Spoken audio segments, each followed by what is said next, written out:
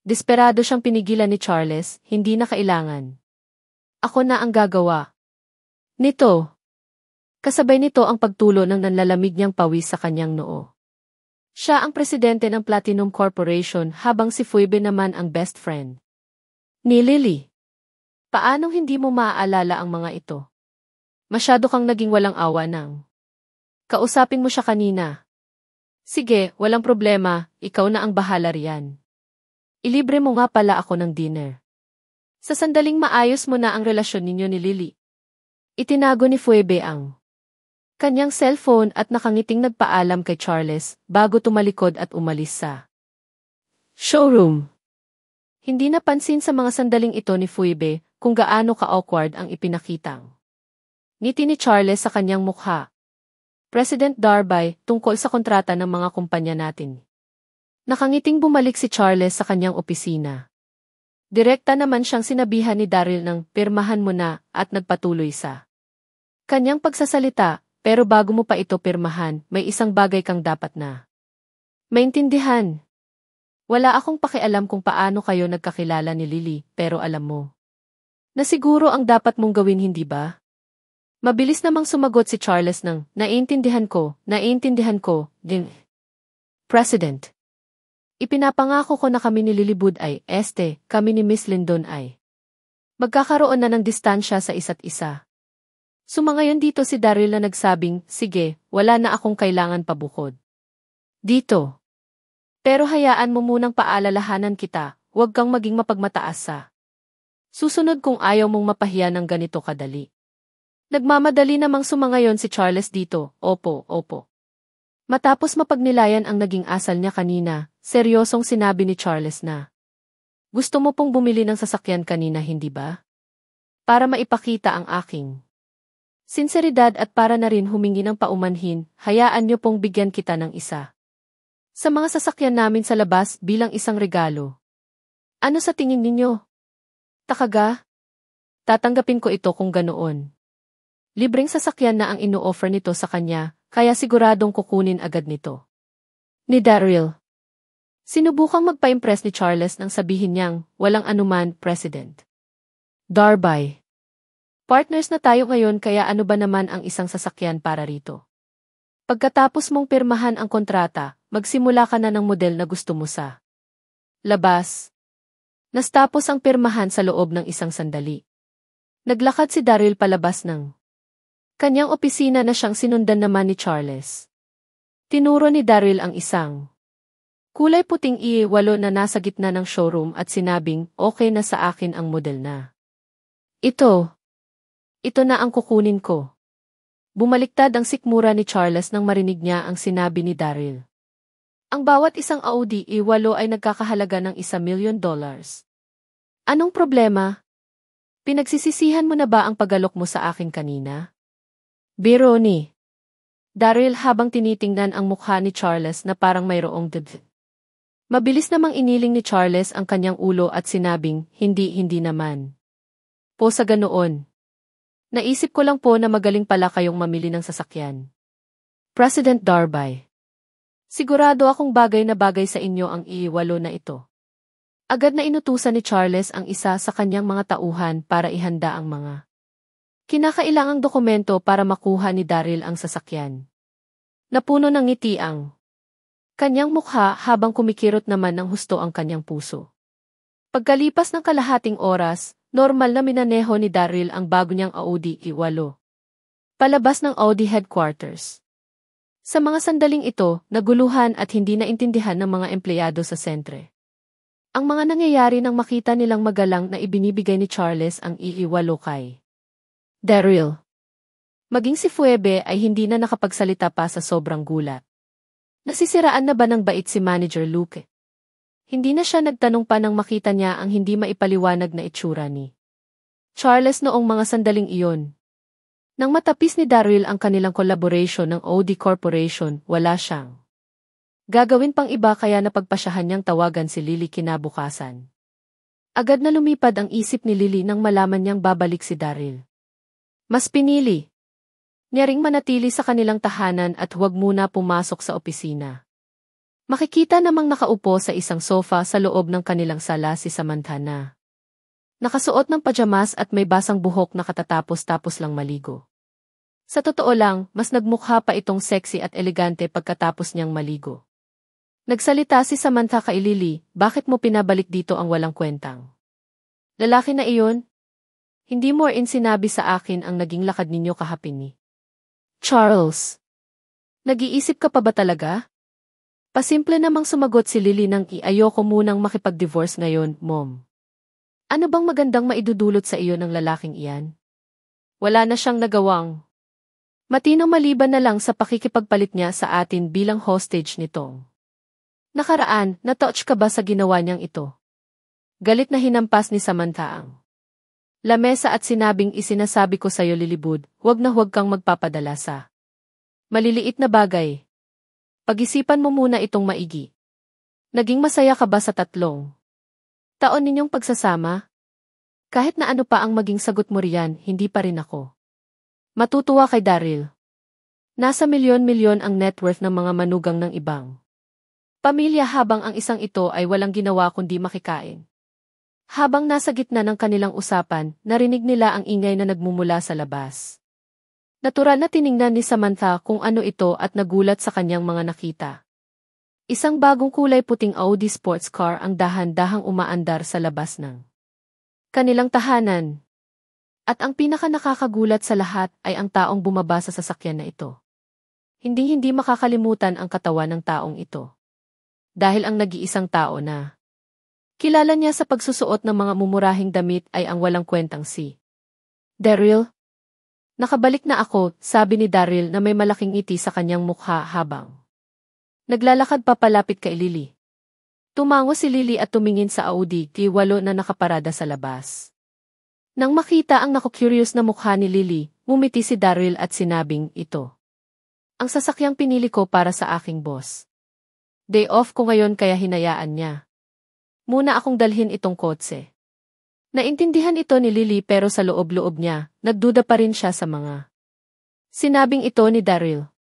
Anong klase ng boss ang magiging ganito kabait para hayaan ang bago niyang staff na gamitin ang bago niyang sasakyan?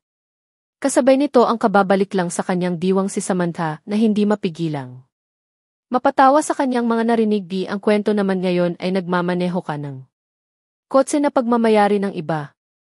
Akala ko pa naman ay nagkaroon ka na rin ng pagbabago sa wakas. Ngumiti si Daryl at hindi pinansin ang mga sinabing ito ni Samantha.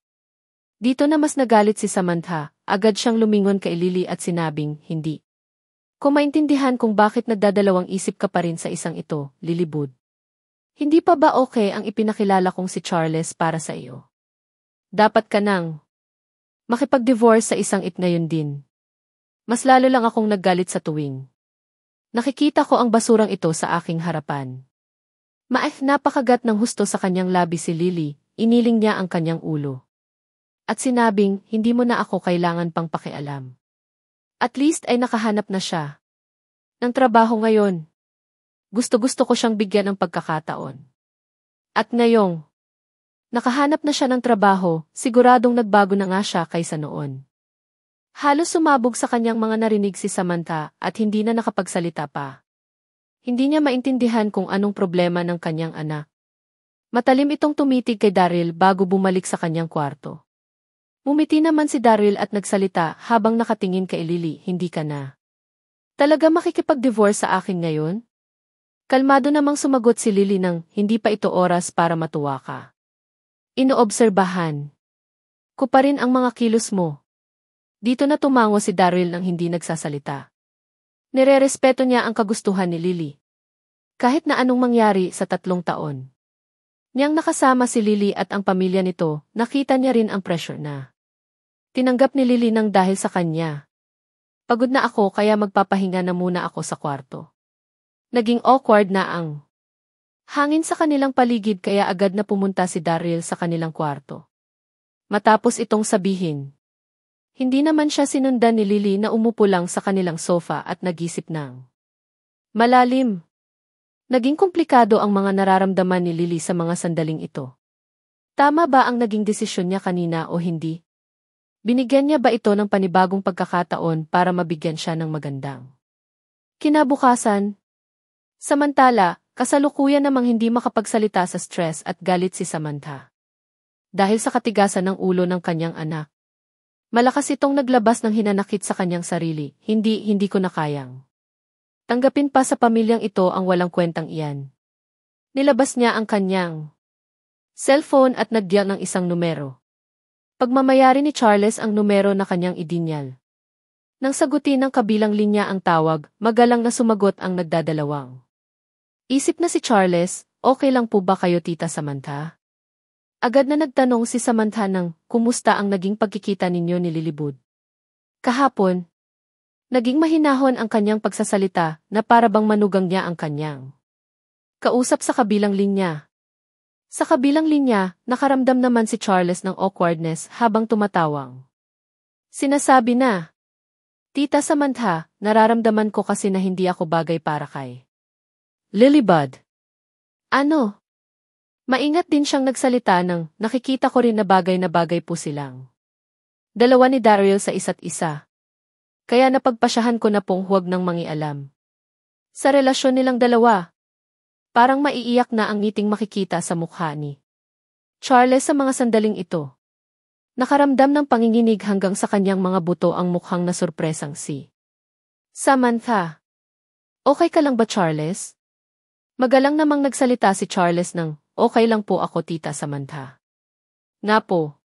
Pala, kung makikita niyo po pala si Darby, si Daryl, pakisabi po na i-wish them all the best. All the best si. Muntik na niyang matawag na President Darby si Daryl sa sobrang nerbiyos. Punong-puno na ng pawis sa buo niyang katawan si Charles sa mga sandaling ito. Mabuti na lang at nagawa niyang mapigilan ang kanyang sarili dahil kung hindi ay siguradong hindi rito matutuwa si President Darby, sigurado ring ito na ang katapusan ng collaboration ng Audi at ng Platinum Corporation. Ikaw, Lee. Nawala sa kanyang sarili si Samantha matapos marinig ang mga sinabi ni Charles.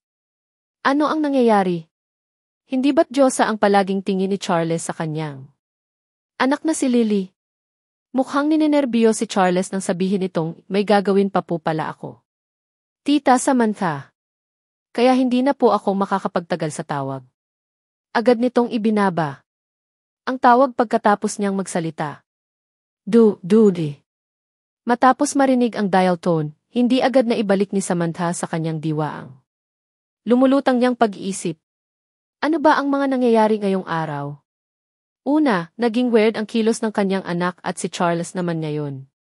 Ipinangako pa nito sa kanya nitong nakaraan na makukuha rin ito ang loob ni Lily pero agad na nagbago ang ihip ng hangin nang makausap niya ito kanina.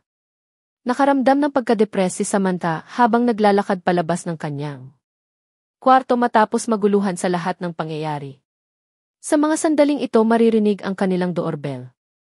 Ito ay walang iba kundi ang best friend ni Lily na si Jade na nakatayo sa harap ng kanilang pintuan. Nakangiting binati ni Jade si Samantha habang naglalakad papalapit dito, kumusta? Ka naman po madam? Ninisya naman ito ni Samantha bago tumatangong sinabi na. Napadaan ka rito Jade. Maupo ka muna. Agad na kumunot ang mga kilay ni Samantha at sumigaw ng, bumaba ka na rito Daryl. Hindi mo ba narinig na may bisita tayo ngayon? Hindi ba dapat bumaba ka na rito? Para bumati. Nasaan na ang manners mo? Nang marinig ang sigaw ni Samantha sa kanyang kwarto, naglakad si Daryl palabas ng kanyang kwarto. Sa mga sandaling ito nagulat ang kaninang nakangiting si Jade. Bumulong ito kay Lily ng Ate Lily, nandito si Daryl Darby. Mula noong marinig niya mula mismo kay Samson sa Moonlit River Bar na si Daryl ang ikalawang young master ng pamilya Darby, hindi na niya masyadong binibisita ang pamilya Lindon para batiin si Lily. Hindi na niya ito tatangkain pang gawin. Nagpunta siya rito ngayon para makipagkwentuhan kay Lily nang marinig niya kahapon na ilang araw nang wala si Daryl sa bahay ng mga Lindon. Kaya hindi niya inaasahang magkikita muli sila ni Daryl sa muli niyang pagbisita sa mga Lindon. Kalmado namang sinabi ni Lily na kababalik-balik niya lang kanina. Mayroon sanang gustong sabihin si Jade, pero agad siyang napatigil nang makita niyang bumababa si Daryl sa hagdanan. Agad na ibinaba ni Jade ang kanyang ulo at, "Huwag tumingin dito." Parang nanloloko namang umiti si Daryl nang makita niya ang nakaupong si Jade sa sala. Tumitig si Samantha kay Daryl at nagutos, "Ano pang itinatayo-tayo mo riyan? Dalhan mo na sila ng tsaa, bilisan mo." Hindi naman gumalaw dito si Daryl na para bang wala itong narinig. Hindi na po kailangan. Hindi naman po ako nauuhaw, kainom ko lang po. Kanina kaya huwag ka nang kumuha ng tsaa, Kuya Daryl. Nang matapos sa pagsasalita si Samantha, agad na tumayo si Jade at sumenyas na ayaw niya gamit ang kanyang mga braso. Habang nagsasalita, pasimpleng tinitingnan ni Jade ang magiging reaksyon ni Daryl sa kanyang mga sinasabi. Isa itong kalokohan. Paano niya magagawang utusan ang ikalawang yaong master ng mga Darbay na bigyan siya ng tsaa? Maliban na lang kung ayaw na niya sa maganda niyang buhay, hindi ba? Nagtanong naman si Lily habang nakakunot ang kanyang mga kilay nang makita niyang hindi normal ang mga naging kilos ni Jade ngayon at sinabing, "Anong problema mo?" Ngayon Jade. Agad namang itinango ni Jade ang kanyang ulo at sinabing, "Wala lang ito. Hindi lang kasi ako nakatulog ng maayos kagabi." Nagulat din dito maging si Samantha. Ano ang nangyayari? Bakit parang natatakot silang lahat sa walang kwentang lalaki na ito? Matapos mag-isip ng napakalalim, bumalik na rin si Samantha sa kanyang diwa. Habang tinitingnan ang mukhang kawawang itsura ni Daryl. Naisip niyang malinis si Jade sa lahat kaya naramdaman siguro nito na madumi ang walang kwentang ito kaya hindi na siya nagpakuha pa ng tsaa. Tumitig si Samantha kay Daryl habang iniisip ang lahat ng ito. Hindi pa rin naging komportable ang pakiramdam ni Jade kahit na hindi nagsalita ng kahit na ano si Daryl. Matapos manatili ng ilang sandali, hindi kinaya ni Jade ang nararamdaman niyang pressure kaya agad siyang tumayo at sinabing, mayroon pa pala akong dapat na gawin, Ate Lily, kaya hindi na ako magtatagal pa rito. Mauuna na ako." "Masyado kang nagmamadali ngayon, Jade." Tanong ng tumatayong si Lily, "Hindi ko napansing pumarada ang sasakyan mo kanina, kaya paano ka nakapunta rito?" Nakangiti namang sinabi ni Jade na, "Nasa service center kasi ngayon ang sasakyan ko kaya nagtaksi lang ako papunta rito. Tatawag na lang din ako ng taxi pabalik." Mumiti sa kanyang narinig si Samantha, itinuro nito si Daryl at sinabing, "Bakit mo pa kailangang tumawag ng taxi? Magpahatid ka na lang sa kanya pauwi." "Ano?" Dito na nanginig ang buong katawan ni Jade at mabilis na tumanggi, "Hindi na po kailangan. Tatawag na lang po ako ng taxi." Sumagot naman si Samantha ng, "Huwag na iyang alalahanin. Magpahatid ka na lang sa kanya, total, wala rin naman siyang gagawin ngayon dito sa bahay. Huwag ka na ring mahiya pagdating sa walang kwentang ito." Nagdalawang isip si Jade nang marinig ang mga sinabi ni Samantha dahil sa sobrang pagkasurpresa. Hindi pa rin alam ni Tita Samantha kung sino talaga siya. Kaya nagagawa pa rin niya itong tawaging walang kwenta. Sa mga sandali ring ito tumayo si Daryl at sinabing, "Halika na." Hindi na nakatanggi pa si Jade nang magsalita na si Daryl kaya napatango na lang ito sa kanyang kinatatayuan. Makalipas ang ilang minuto, ipinagmaneho ni Daryl si Jade palabas ng residential area papasok sa main road. Hindi mapakali si Jade nang maingat niyang sabihin na, "Dito na lang po ako, Kuya Daryl. Tatawag na lang po ako ng taxi pa uwi." Bumiti si Daryl sa kanya at sinabing, "Anong tinawag mo sa akin? Nakalimutan mo na ba ang usapan natin?" Nanginig dito si Jade. Paano niyang makakalimutan ang mga nangyari sa Moonlit River Bar? Napakagat ito sa kanyang labi at mahinang sinabi ang salitang, "Father." Nakangiti namang tumango rito si Daryl, "Magaling. Huwag ka nang nerbiyosin dyan. Ihahatid na kita sa inyo dahil nakalabas na rin naman ako." Nagmamadali namang sumagot si Jade ng, "Salamat Daryl." "Salamat, Father." Napakagat na naman siya sa kanyang labi hanggang sa halos dumugo na ang mga ito. Hindi nagtagal nakarating na sina Daryl at Jade sa city.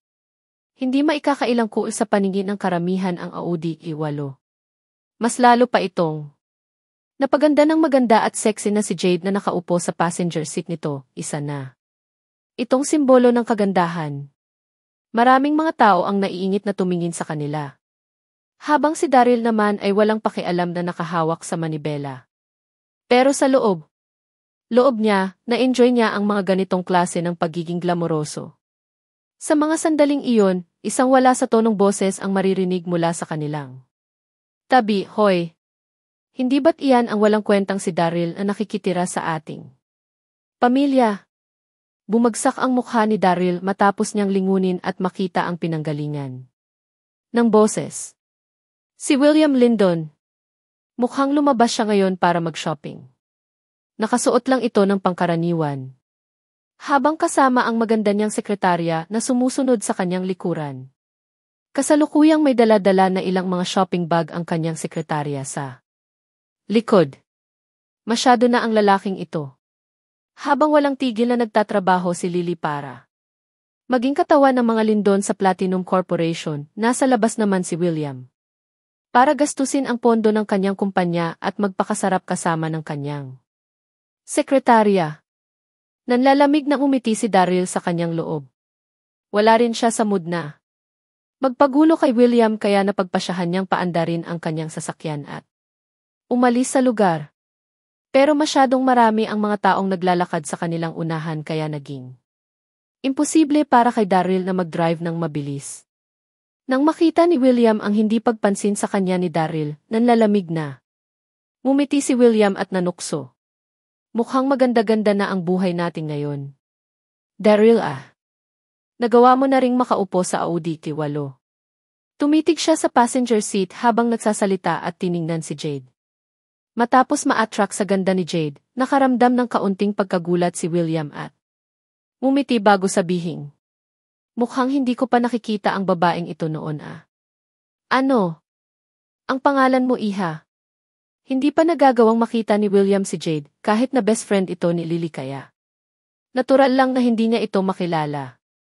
Hindi rin siya kilala ni Jade kaya noong hindi na niya malaman kung ano ang nangyayari sa kanyang paligid, mas pinili na lang ni Jade na manahimik.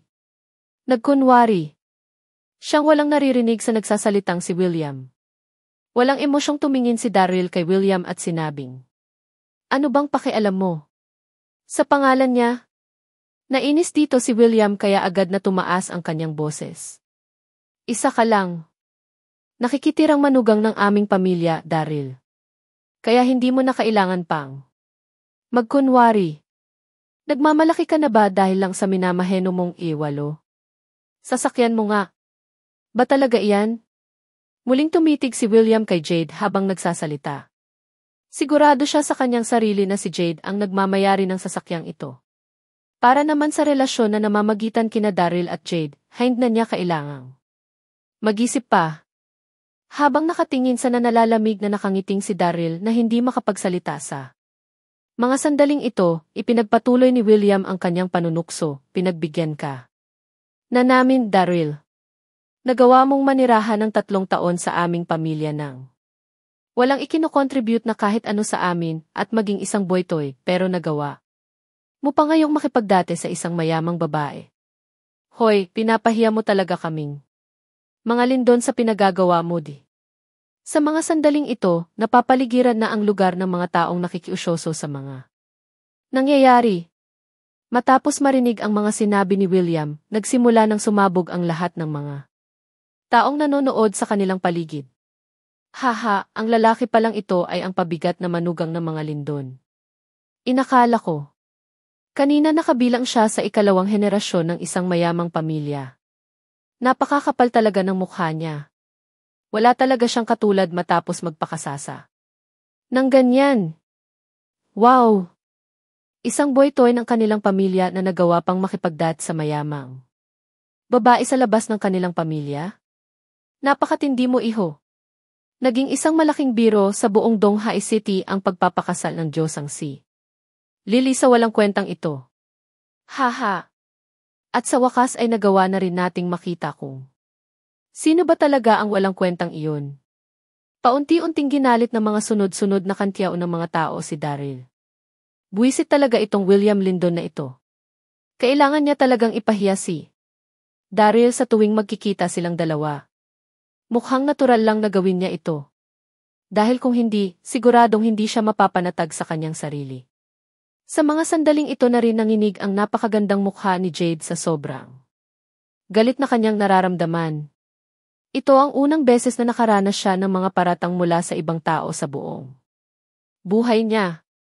At kung kailangan niya talaga ng isang lalaki, hindi na niya kailangan pang maghabol kay Daryl. Nang magpatuloy si William sa pagsasalita, malakas na binuksan ni Jade ang pinto ng sasakyan at bumaba mula rito. Agad na napatingin ang lahat sa bumabang si Jade. Marami sa kanila ang nabighani sa kaseksihan ni Jade. Pero naguluhan pa rin sila sa ginagawa nito ngayon. Ano ang gusto niyang gawin? Ito lang ang nasa loob ng mga taong nakatingin sa kanilang paligid.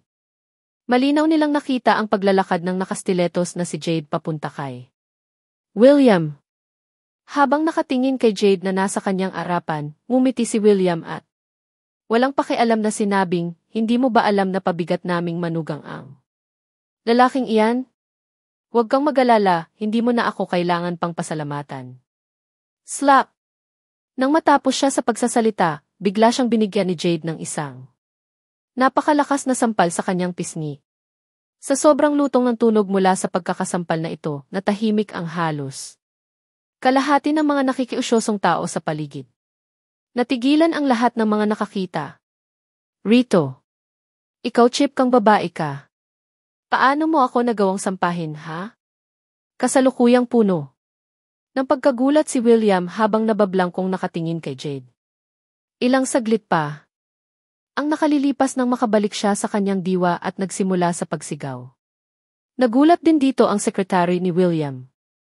Mabilis nitong hinawakan ang braso ni William at nagtanong okay ka lang po ba, Kuya William? At pagkatapos ay tumingin naman siya kay Jade at sinabing, bakit mo siya sinaktan? Hindi man lang tiningnan ni Jade ang sekretarya at sa halip ay tumitig siya ng gusto habang nanalamig na sinasabing, ano naman kung sinampal kita? Hindi ba? Dapat lang na masampal ang mga taong may maduduming mga bibig. Dito na nanatili ang dating agresibong ugali ni Jade nang walang kahirap-hirap. Nagawa niyang harapin sina William at ang sekretarya nito ng mag-isa. Natigilan ang lahat sa kanilang nasaksihan. Hoy, mukhang mainitin ang ulo ng seksing ito. Napakahot niya lalong tingnan. Sinimulan na ng karamihan sa kanilang pag-usapan si Jade.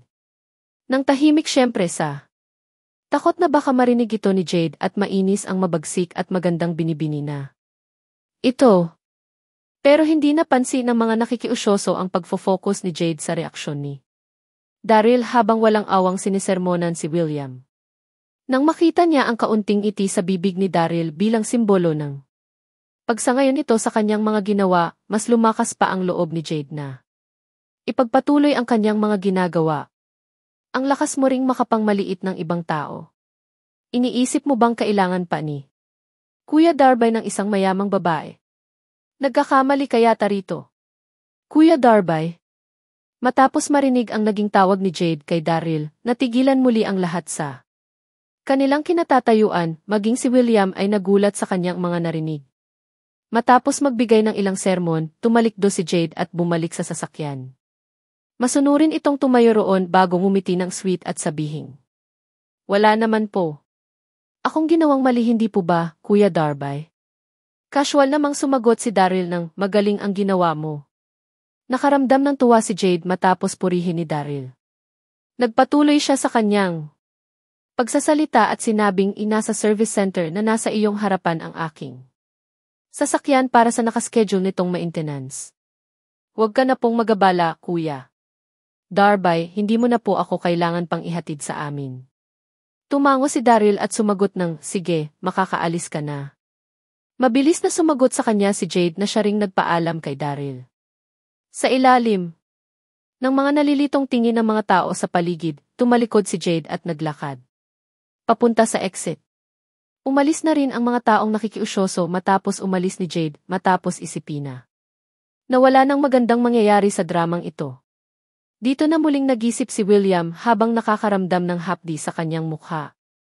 Nagliliyab niyang tinitigan si Daryl at sinabing, hindi ka pala nakikipagdate sa isang mayamang babae at sa halip ay nagawa mo palang magkaroon ng kabit. Magsalita ka na ngayon. Anong meron sa sasakyang ito? Ginamit ba ni Lily ang kanyang posisyon at pera ng kumpanya para mabili ito? Matapos marinig ang pagsisimula ni William sa pagsasabi ng kung ano-anong mga bagay, natawa na lang sa kanyang loob si Daryl at kalmadong sinabi na, hindi mo na kailangan pang malaman pa kung paano ko nakuha ang kotseng ito. Walang kahit na anong kinalaman ang sasakyang ito sa kumpanya ng pamilya niyo. Matapos itong sabihin, nakita ni Daryl ang paggaan ng trapiko sa kanyang harapan. Dito na inapakan ni Daryl ang accelerator ng sasakyan at umalis sa lugar. Kumulo ang dugo ng napapamurang si William habang pinapanood ang nanlalamig na pagalis si Daryl. Hayop ka! Makikita mo Daryl Derbay. Hindi pa ako tapos sa iyo. At pagkatapos ay umalis na rin siya sa mataong bangketa, kasama ng kanyang sekretarya sa Platinum Entertainment. Matapos umalis sa lugar na iyon, bumalik na si Daryl sa kanyang opisina at nagpadala ng isang text message kay Lily na hindi siya makakauwi mamayang gabi. Dahil marami pa siyang kailangang asikasuhin. Hindi na siya tinanong pa ni Lily na sumagot ng 3 maiksing salita, alam ko. Hindi na apektuhan ang mood ni Daryl sa ginawang pag-iiskandalo ni William sa gitna ng city. Kahit na ganoon lang ang posisyon ni William sa pamilya Lindon, siya pa rin ang paborito ni Grandma Lindon. Kaya isa lang siyang wala sa sariling payaso sa mga mata ni Daryl. Matapos makumprima kay Pearl na wala na siyang iba pang dapat na gawin sa headquarters, nagpunta si Daryl sa resting lounge ng kanyang opisina para umidlip. At nang magising siya makalipas ang ilang oras, nakita niya ang isang kahoy na box. Sa likuran ng kanyang pintuan, naalala niya na ito ang regalong ibinigay ni Samson sa kanya noong isang araw. Kinuha ni Daryl ang box at binuksan ito. Agad niyang naamoy ang isang mahinang scent na nagmumula sa loob ng box. Natigilan. Sa kanyang nakita si Daryl. Makikita sa loob ng box ang isang bilog na pill. Isang kidney tonic pill. Isang performance enhancement pill. Isang energy pill. Sa loob ng isang sandali, napuno ang isipan ni Daryl ng mga imahe mula sa mga panlalaking health products na nakita niya sa G. Agad siyang nakaramdam ng galit at tuwa sa kanyang mga naiisip. Ano ba ang gustong gawin ni Samson kay Daryl? Gusto ba niya itong lokohin? Siguradong hindi niya ito magagawa kay Daryl. Dahil sa taas ng kanyang confusion, nagpasya si Daryl na tawagan si Samson. Magalang namang sumagot sa tawag si Samson, may gusto po ba kayong ipagawa sa akin, Darbay? Huminga ng malalim si Daryl at sinabing, ano ba itong pill na ibinigay mo sa akin? Tapos marinig ang tanong ni Daryl tungkol sa pill, agad itong ipinaliwanag ng malinaw ni Samson, haha, Darbay, wag po sana kayong magalit. Nagpadala ako ng isang tao para kunin ang pill na iyan mula sa isang master. Sinasabi nilang mapapalakas daw nito ang kalusugan ng sinumang iinom nito. Hindi niyo po ba alam na sikat ang master na iyon? Hindi magagawang makuha ng isang pangkaraniwang tao ang pill na yan pero nagawa ko po iyang makuha para sa inyo. Na-confuse si Daryl habang nakikinig kay Samson at mabilis na nagsabing okay lang. Okay lang. Okay na Samson. Makakabalik ka na sa ginagawa mo. Matapos ibaba ang telepono, nagdadalawang isip na tinitigan ni Daryl ang pill. Iinumin ba niya ito? O hindi? Matapos maisip na hindi siya magagawang saktan ni Samson, ininom ni Daryl ang hawak niyang pill. Agad na nagsisi si Daryl nang malunok niya ang pill dahil agad siyang nakaramdam nang init na namumuo sa kanyang tiyan na siya ring kumalat sa buo niyang katawan. Kasabay nito ang pag-atake ng isang hindi maipaliwanag na sakit sa kanyang mga nerve. Hindi na nakayanan ni Daryl ang sakit kaya nagpagulong-gulong siya sa sahig bago magdilim ang kanyang paningin at tuluyang mahimatay. Nang muli siyang magising, nakita ni Daryl ang kanyang sariling nakahiga sa sahig ng kanyang opisina. Walang tigil ang pagtulo ng pawis sa kanyang katawan na inabsorb ng basang-basa niyang mga damit. Pero nawala na ang init at sakit na kumalat sa buo niyang katawan. Buwisit. Mukhang naloko si Samson sa pagkakataong ito. 2 araw na ang makalilipas kaya siguradong wala na ang epekto ng pil na. Iyon. Paano nang aba siya naging ganoon kamanmang para inumin ang isang hindi kilalang pil? Mabuti na lang at walang nagyaring masama sa kanya. Habang nare-realize kong gaano siya kaswerte, nagring ang kanyang cellphone. Kumunot ang mga kilay ni Daryl nang makita na isang hindi kilalang number ang tumatawag sa kanya. Kumusta ka na? Si Daryl ba ito? Nang sagutin ni Daryl ang tawag, isang mahinahon at kaakit-akit na boses ang kanyang narinig sa kabilang linya, mukhang nangagaling ito sa isang mahinhin at kaakit-akit na babae. Mukharing pamilyar ang boses na ito kay Daryl. Lalong napakunot ang mga kilay ni Daryl habang nagtatanong ng at sino ka naman? Nakangiting namang nagpakilala ang babae sa kabilang linya. Oh, pasensya na. Nakalimutan kong ipakilala ang aking sarili. Ako nga pala si Yvonne Yaong. Yvonne. Gulp. Napalunok si Daryl habang dahan-dahang lumalabas sa kanyang isipan ang mahinhin at sexing imahe ni Yvonne. Matapos ang isang sandali, ngumiti si Daryl at nagtanong ng anong problema? Nagboses awkward si Yvonne habang sumasagot ng tungkol ito sa inattendan nating birthday ni Grandma Lindon noong isang araw. Alam kong niregaluhan mo siya ng Boundless Universe fan. Gusto-gusto ko sanang makakuha ng ilang litrato nito. Mapapagbigyan mo ba ako rito? Nagulat si Daryl dito at normal na nagtanong ng, oh, iyon ba? Inisip ng pamilya. Lindon na isa lang iyong sirang pamaypay. Kaya bakit ka biglang nagkaroon ng interest dito, Yunas Yang? Walang pag-aalinlangan namang sumagot si Yvonne ng, hindi kasi nila ito na-appreciate. Alam ko ang pinagmulan ng pamaypay na iyan. Isa iyang walang katulad. Nakayamanang pagmamayari ng Qianlong Emperor. Nadala nito si Daryl na nagsabing, sige, paano mo kukunan ng mga pictures ito? Pumapayag ka na? Magaling kung ganoon. Natuwa rito si Yvonne. Iniisip niya kaninang tatanggi si Daryl sa kanyang request. Dahil nag-iisa lang ang pamaypay na iyon sa buong mundo, kaya itinuturing na itong walang katumbas na halagang kayamanan ng mga antique collectors. Nasasabik na umiti si Yvonne at sumagot ng, kung libre ka, pwede tayong magkita sa antique store ng aking pamilya mamaya. Mayroon kaming room dito para sa pagkuha ng pictures ng mga antique items. At pagkatapos ay agad na ibinigay ang address ng kanilang store. Ang antique store na sinabi ni Yvonne ay nagngangalang Pearl Pavilion. Ito ang pinakamalaking antique store sa buong Donghai City. Palagi itong naririnig noon ni Daryl pero hindi pa niya nagagawang makapunta rito. Makalipas ang kalahating oras, dumating na rin si Daryl sa Pearl Pavilion dalaang Boundless Universe fan. Pagpasok niya sa main hall, agad niyang nakita ang naghihintay na si Yvonne. Nakasuot ito ng isang long dress na mayroong dark na kulay. Mas pinamisteryoso pa nito ang pagkatao ni Yvonne kaysa sa dress na kanyang sinuot noong kaarawan ni Grandma Lindon. Nakarating ka na rin, Daryl. Habang naglalakad si Daryl papasok, nakangiti naman siyang sinasalubong ni Yvonne. Nagliwanag lalo ang nagagandahan nitong mga mata nang makita niya ang hawak na box ni Daryl. Mukha namang naku-curious ang taong humahawak sa Pearl Pavilion na si Peter William. Palaging hindi nawawala ang pagiging objective at poise ni Yvonne sa lahat ng oras. Ni hindi man lang nito magawang magbiro. Pero bakit niya nagawang matuwa ng gusto ngayong araw? At sino rin ang mukhang mahirap na lalaking ito?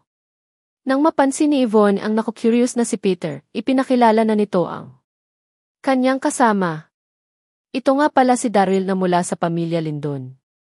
Mayroon muna kaming mga kailangang pag-usapan kaya ikaw na muna ang bahala sa store, tawagin mo lang ako kung may kailangan ka sa akin. Habang nagsasalita, dinala ni Yvonne si Daryl sa loob ng isang private room. Natigilan naman si Peter sa kanyang narinig. Si Daryl Darbay mula sa pamilya Lindon? Hindi ba siya ang walang kwentang manugang ng mga Lindon?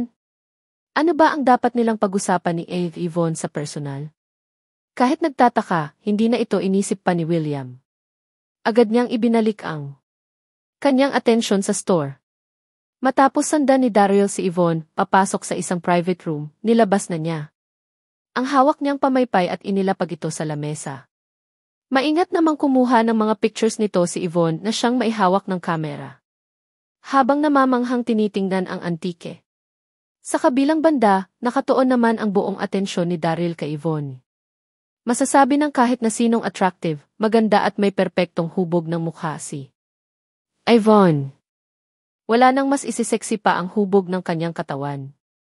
Habang namamangha si Daryl sa angking kagandahan ni Yvonne, natapos na itong kumuha ng mga pictures. Umiti si Yvonne at nagpasalamat sa kanya. Maraming salamat talaga, Daryl. Kinuha ni Daryl ang pamaypay at casual na sumagot ng maliit na bagay lang ito. Tawagan mo lang ako anytime kung gusto mo itong makita muli. Nang marinig ang sinabi ni Daryl, tuwang-tuwa na tumango si Yvonne at naku-curious. Na nagtanong ng paano mo nga pala nakuha ang pamaypay na iyan? Sa totoo lang, gusto na niya itong itanong noong kaarawan pa lang ni Grandma Lindon.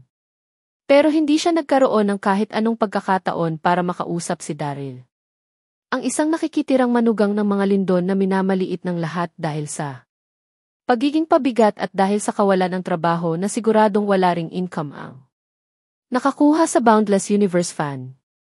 Ito. Siguradong maku-curious ng husto ang bawat taong may malinaw na logic sa kanilang mga isipan na kagaya ni Yvonne. Tumawa naman si Daryl at casual na sumagot ng, regalo ito sa akin ng isa kong kaibigan. Naintindihan niyang gusto nang umiwas ni Daryl sa pagsagot ng tanong na ito kaya. Ngumiti na lang si Yvonne at hindi na nagtanong pa. Nang biglang kumatok si Peter sa pintuan. Agad naman itong sinagot ni Yvonne, o may kailangan ka ba sa akin? Sumagot naman ang bahagyang napapahiyang si Peter ng, pwede ka na po bang lumabas, miss? Mayroon kasing gustong bumili ng mga jades pero hindi po ako makapag-decide ng irerekomenda sa kanya. Bahagyang nagalala rito si Yvonne dahil si Peter ang pinakamagaling nilang tagakilatis ng antike na mayroong 1-0 taong karanasan sa ganitong trabaho. Kaya sa sandaling hindi nito magawang makapagdesisyon, siguradong hindi pangkaraniwan ang antike na kanyang nakita. Matapos itong isipin, mabilis na binuksan ni Yvonne ang pinto at lumabas ng kwarto. Itinago naman ni Daryl ang pamaypay at sumunod kay Yvonne. Nang makarating sila sa main hall, nakita nila ang isang binata na mayroong hawak na isang maliit na box sa counter na nasa kanilang harapan. Si Leo White ang binatang nagpunta rito mula sa Lynn City. Dahil sa iniindang cancer. Nang isa sa kanyang mga kapamilya, napagpasyahan niyang ibenta na ang kayamanan ng kanilang pamilya para matustusan ang pampagamot nito. Naroon din ang iba pang mga mayari ng iba't ibang mga antique store ng marinig. Ang tungkol dito. Matapos ipaliwanag ni Peter ang kwento ni Leo kay Yvonne, ipinakilala na siya. Ito po pala ang aming boss na si Jeff Yvonne. Tapat namang tumango si Leo at sinabing, kinakailangan ko nang magpunta sa ibang antique store sa sandaling hindi makapag-decide ang babaeng boss ninyo. Matapos niyang sabihin ito, binuksan na ni Leo ang hawak niyang box. Makikita sa loob ng box ang isang kulay dugong pendant na gawa sa jade. Mayroon ding mga nakaukot ditong mga antique design habang bilugan at moist naman. Ang itsura ng jade. Ang pinakamapapansing katangian ng hawak nitong antique ay ang kulay pulang pattern na parang isang punit sa loob. Hindi na nakapagpigil pa sa pagsasalita si Yvonne nang makita niya ito. Blood tear. Jade. Napahinga naman ng malalim ang iba pang mga mayari ng iba't ibang mga antike stores at namangha sa kanilang narinig. Hoy, isa talaga itong blood tear jade. Tingnan mo ang kulay nito, siguradong isa itong top quality na antike. Nag-usap-usap ang mga mayari ng ibang mga antique store at namangha lalo sa kayamanang dala ng binata. Nakaramdam naman ng proudness si Leo sa kanyang dibdib. Habang tumatango kay Yvonne. At pagkatapos sinabi ng binata na, ikaw nga talaga ang babaeng boss dito. Agad mong nakilala ang blood tear jade sa unang tingin mo pa. Lang dito. Nakita mo ba ang mga nakaukit na salita rito? Pagmamayari ito noon ng Eastern Jin Dynasty. Ang Blood Tear Jade at isang uri ng mga sinaunang jade. Nabubuo ang Blood Tear Jade sa pamamagitan ng paghahalo sa mga dugo ng kanilang mga ninuno.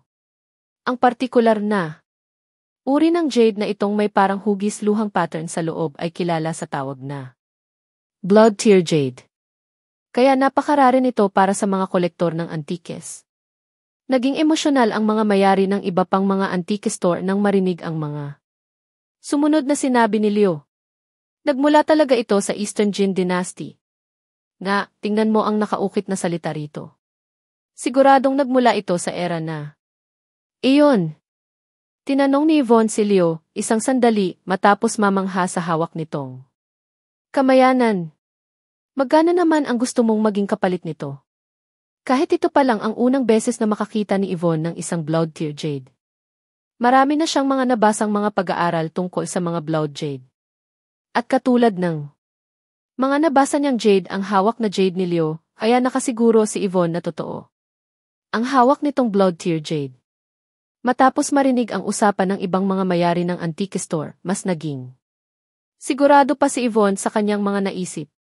Pero nang tanungin na ni Yvonne si Leo tungkol sa magiging presyo nito, tahimik na. Iniling ni Daryl ang kanyang ulo. Maaari ngang hindi alam ng iba ang tungkol sa Blood Jade, pero expert na pagdating dito si Daryl. Mayroong Blood Tear Jade ang lolo niya noon na siyang ipinapalaro. Sa kanya noong maliit pa lang siya. Kaya agad niyang nalaman sa unang tingin na peke ang hawak na jade ni Leo. Nagawa talaga ng binatang ito na lokohin ang pamilya Yao. Masyado pang bata at kulang sa karanasan si Yvonne. Kaya natural lang na hindi niya rin makita kung peke ba ito o hindi. Pero nagawa ring sumangayon ng mga may-ari ng iba pang mga antique store sa naging desisyon niya, hindi ba? Mukhang nadala lang ang mga ito sa naging usapan ni Leo at Yvonne. Nakakahiya talaga ito kung tutuusin. Habang nag-iisip, ayaw pang sabihin ni Daryl ang panlolokong ginagawa ng binatang ito. Sinusubukan niya munang obserbahan ang mga susunod na mangyayari. Sa mga sandaling ito, ikinaway ni Leo ang kanyang mga kamay at sinabing $150 million. Tumango si Yvonne at napakagat sa kanyang mga labi. Kalahating taon na ang nakalilipas noong maibenta ang katulad nitong Blood Tear Jade ng East Jin Dynasty sa halagang $150 million sa isang naganap na auction. Kaya mukhang nag-research muna si Leo bago magpunta sa store na ito. Pero isa iyong auction habang ang isang ito ay maituturing nating direktang palitan. Kaya hindi magiging katulad ng Blood Tear Jade sa auction ang Blood Tear Jade na nasa kanilang harapan. Bumiti si Yvonne at nagsalita habang nakatingin kay Leo, masyado itong mahal. Pero nagpumilit pa rin si Leo rito. Ito lang ang presyong maibibigay ko rito. Hinding-hindi ko ito ibebenta kung hindi lang nangangailangan ang aking pamilya ng perang pampagamot. Nagmula pa ang isang ito sa aming mga ninuno. Nagdalawang isip na si Yvonne matapos marinig ang mga sinabing ito ni Leo. Naging komplikado naman ang nararamdaman ng iba pang mga mayari ng kani-kanilang mga antique shop. Masyado pang bata si Yvonne. May tuturing na rere para sa lahat ang pagkuha ng isang Blood Tear Jade. Kaya siguradong suswertehin ang sinumang magkaroon ng pagkakataon para mabili ito. At sigurado ring mayroong $150 milyon ang pamilya Yaong para sa mga ganitong klase ng kayamanan. Sa mga sandaling ito, kung hindi lang dahil sa pinansyal na kakayahan ng mga ito. Matagal na sigurong pinagagawa ng mga nagmamayari ng iba pang antique shop rito. Ang kayamanang hawak ni Leo.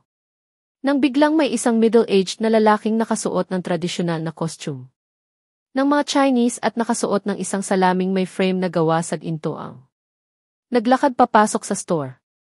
Mabilis na naglakad papunta sa lalaki si Peter at bumati ng, "Hey Mister, ano pong may paglilingkod naming sa inyo?" Ngumiti ang middle-aged na lalaki at sinabing, "Ako si Jack. Naririto ako sa Donghai City para sa isang business trip. Mahilig akong mangolekta ng mga antike na bagay. Narinig ko na noon ang sikat na Pearl Pavilion kaya agad akong nagpunta rito nang makarating ako sa Donghai City para magtingin-tingin. Nagyabang din ito ng narito ako para tumingin ng magagandang item. Hindi problema. Sa akin ang presyo nito basta't magawa ko itong magustuhan. Nang makita niya ang hawak na blood tear jade ni Leo, nasabik ang lalaki ng husto. At sinabing, oh, hindi ba't iyan ang red blood jade na pinag-usapan ng lahat? Sumagot naman si Leo ng, ito nga po iyon. Nang makita ang pagkuha ng hindi makapagpigil sa kanyang sariling si Jack sa jade. Mabilis na nagsabi si Leo ng, ingatan po ninyo iyan. Baka po mabasag. Malakas namang tumawa si Jack at sumagot ng, huwag kang mag-alala bata, babayaran. Naman kita sa sandaling masira ko ito. Dito na siya nagtanong ng, sa iyo ba ang jade na ito iho? Magkano naman ang alok? Morito. Umikot ang mata ni Leo, nagtaas ng dalawa niyang mga daliri at sinabing, $500 million. At bago pa man siya matapos sa pagsasalita, tinapik ni Jack ang kanyang bulsa at sinabing walang problema. Kukunin ko na ito. Sa mga sandaling ito, nagmamalaking tumingin si Leo kay Yvonne na parabang nagsasabing, nakita mo? Nagdalawang isip ka kanina nang mag-offer ako sa iyo ng $150 million. Nagsisisi ka na ba rito ngayong may isang mayamang lalaki ang dumating na walang pakialam sa magiging presyo nito? Ninerbiyos dito si Yvonne at Shanbing na pag-usapan na nating sa amin mo ito. Ibebenta, ngayon lang, Jimmy White. Mayroon din tayong rules sa antike industry na hindi mo maaaring ibenta ito sa iba hanggat nasa gitna pa tayo ng negosasyon. Ninerbiyos dito ng husto si Yvonne, nagkaroon ng halagang $500 million ang jade na ito at gusto na itong kunin ni Jack nang walang pag-aalinlangan. Dito na nagmamadaling nagsabi si Yvonne ng $150 million, kukunin ko na. Ito. Hindi ba't $150 million ang naunang offer mo rito, Jimmy White? Kukunin ko na ito. Habang nakatingin, natawa na lang si Daryl sa kanyang loob. Haha. Siguradong magkasabuat sina Leo at Jack na umaarte lang sa harapan naming lahat. Hindi niya inasahang maniniwala talaga rito si Yvonne.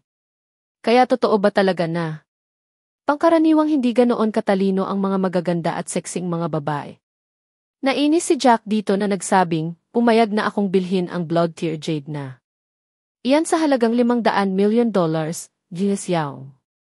Iyon na iyang $150 million. Mo.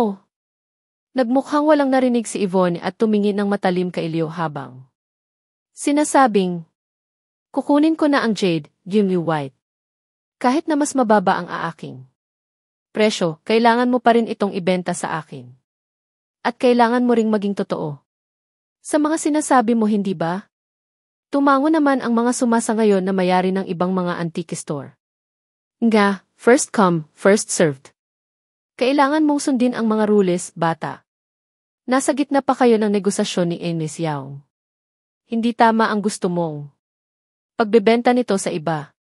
Kumampi sa panig ni Yvonne ang mga mayari ng ibang mga antique store. Dahil una sa lahat, hindi na kailangan pang sabihin na kilala ang pamilya Yaong sa antike industry. Kaya dapat lang na gumawa ang lahat ng papasok sa industriyang ito ng paraan para mapalapit sa mga Yaong. Hindi bale na. Mukhang na-pressure ng mga ito si Leo na napabuntong hininga sa kanyang sarili. Humingi ito ng tawad kay Jack, pasensya na sir. Pero hindi ko ito maibebenta sa inyo kahit na nag-offer kayo ng $500 million. Kailangan ko na po itong ibenta. Kay Ms. Yaong. Dito na lumingon si Leo kay Yvonne at tumango. Hindi naman ako gahamang tao. Kaya, dahil gustong-gusto mo na itong kunin sa halagang $150 milyon, ibebenta ko na ito. Sa iyo, paninindigan ko ang mga sinabi ko kanina. Hay, hindi ko inakalang isa ka palang lalaking may integridad, nag-offer na ako sa iyon ang $500 million pero nagawa mo pa rin akong tanggihan para rito. Nagsara ng husto ang mga labi ng nalulungkot na si Jack at sinabing, hindi. Bababa sa $1 bilyon ang halaga ng kayamanang iyan. Sinuwerte kang kumita ng malaki sa pagkakataong ito. At matapos magsalita, miserable niyang iniling ang kanyang ulo. Sa mga sandaling ito, nasabik ng husto si Yvonne. Mabilis niyang inutusan si Peter na nasa kanyang tabi, dalian mo nang ayusin ang pagbabayad natin kay Ian White. Tumango naman dito si Peter na magsisimula ng magtanong ng bank details ni Leo para ihanda ang kanilang payment. Hahaha, nakakatawa talaga ito. Nang biglang sumabog sa katatawa ang nanonood sa kanilang si Daryl. Haha, nakakatawa talaga ang ginawang pagarte ni na Jake at Leo. Nang makaramdam ng kahihiyan sa tawang ginawa ni Daryl, kumunot ang mga kilay ni Leo at sinabing, anong tinatawa-tawa mo riyan? Kasabay nito ang pagtaas ng mga kilay ni Yvonne habang nakatingin gamit ang mga matang punong-puno ng mga katanungan. Tumitig si Daryl sa jade pendant na nakalagay sa box at nakangiting sinabi na, hindi ba nakakatawang makakita ng mga taong nag-aagawan para sa isang peking produkto? Habang nagsasalita, isinend na ni Daryl ang message na ginawa niya kanina. Ipinadala niya ang text message na ito sa team leader ng criminal investigation na si Megan Castello. Nang maaaresto noon si Ashton matapos mang-hostage ng ilang tao, inutusan ni Megan si Daryl na sumunod sa kanila para magbigay ng statement. Pero hindi ito magagawa ni Daryl sa mga sandaling ito kaya iniwan ng pulis ang kanyang contact details. Kay Daryl, sinubukang dayain ni Leo at Jack si Yvonne sa kanyang harapan kaya sigurado hindi ito palalampasin ni Daryl. Kailangan nating malaman sobrang galing sa pagarte ng dalawang ito dahil nagawa rin nilang lokohin maging ang iba pang mga mayari ng antique store na nakikinig sa usapan ni na Yvonne at Leo pero maging si Yvonne ay nagawa nitong paniwalain. Pero sa mga sandaling ito, natigilan ang lahat ng mga taong nasa loob ng antique store ng mga yaong. Sinabi ng lalaking ito na peke ang blood tear jade na ibinebenta ng binatang iyon. Anong problema ng lalaking iyan? Alam ng karamihan sa mga mayari ng kani-kanilang mga antique store na orihinal ang hawak na jade ni Leo, pero nagawa pa ring sabihin ng lalaking ito na peke iyon. Si Leo ang unang nag-react at nanlalamig na sumagot ng, bigla akong nagka-interesa. Mga sinabi mo. Pero ito ang kayamanan ng aming pamilya na ipinasa ng mga naunang henerasyon sa amin. Kaya paano mo nagawang sabihin na peke ito? Sino ka ba? Nagising na rin sa kani-kanilang mga diwa ang lahat sa mga sandaling ito. Tumingin ang isa sa mga mayari ng mga antique store kay Daryl at sinabing, hoy, hindi ba't ikaw ang nakikitirang manugang ng pamilya Lindon? Hahaha. Nagising ang isipan ng lahat sa narinig nilang iyon. Hindi nagtagal ay naisip na ng mga mayari ng iba't ibang antique store na si Daryl nga ang lalaking ito. O, nga no di. Nagkaroon ng usap-usapang paupo-upo lang daw ang lalaking ito sa kanilang tahanan. Araw-araw habang sinisip-sip ang kayamanan ng kanyang asawa. Nagsimula ng pagsismisa ng lahat si Daryl.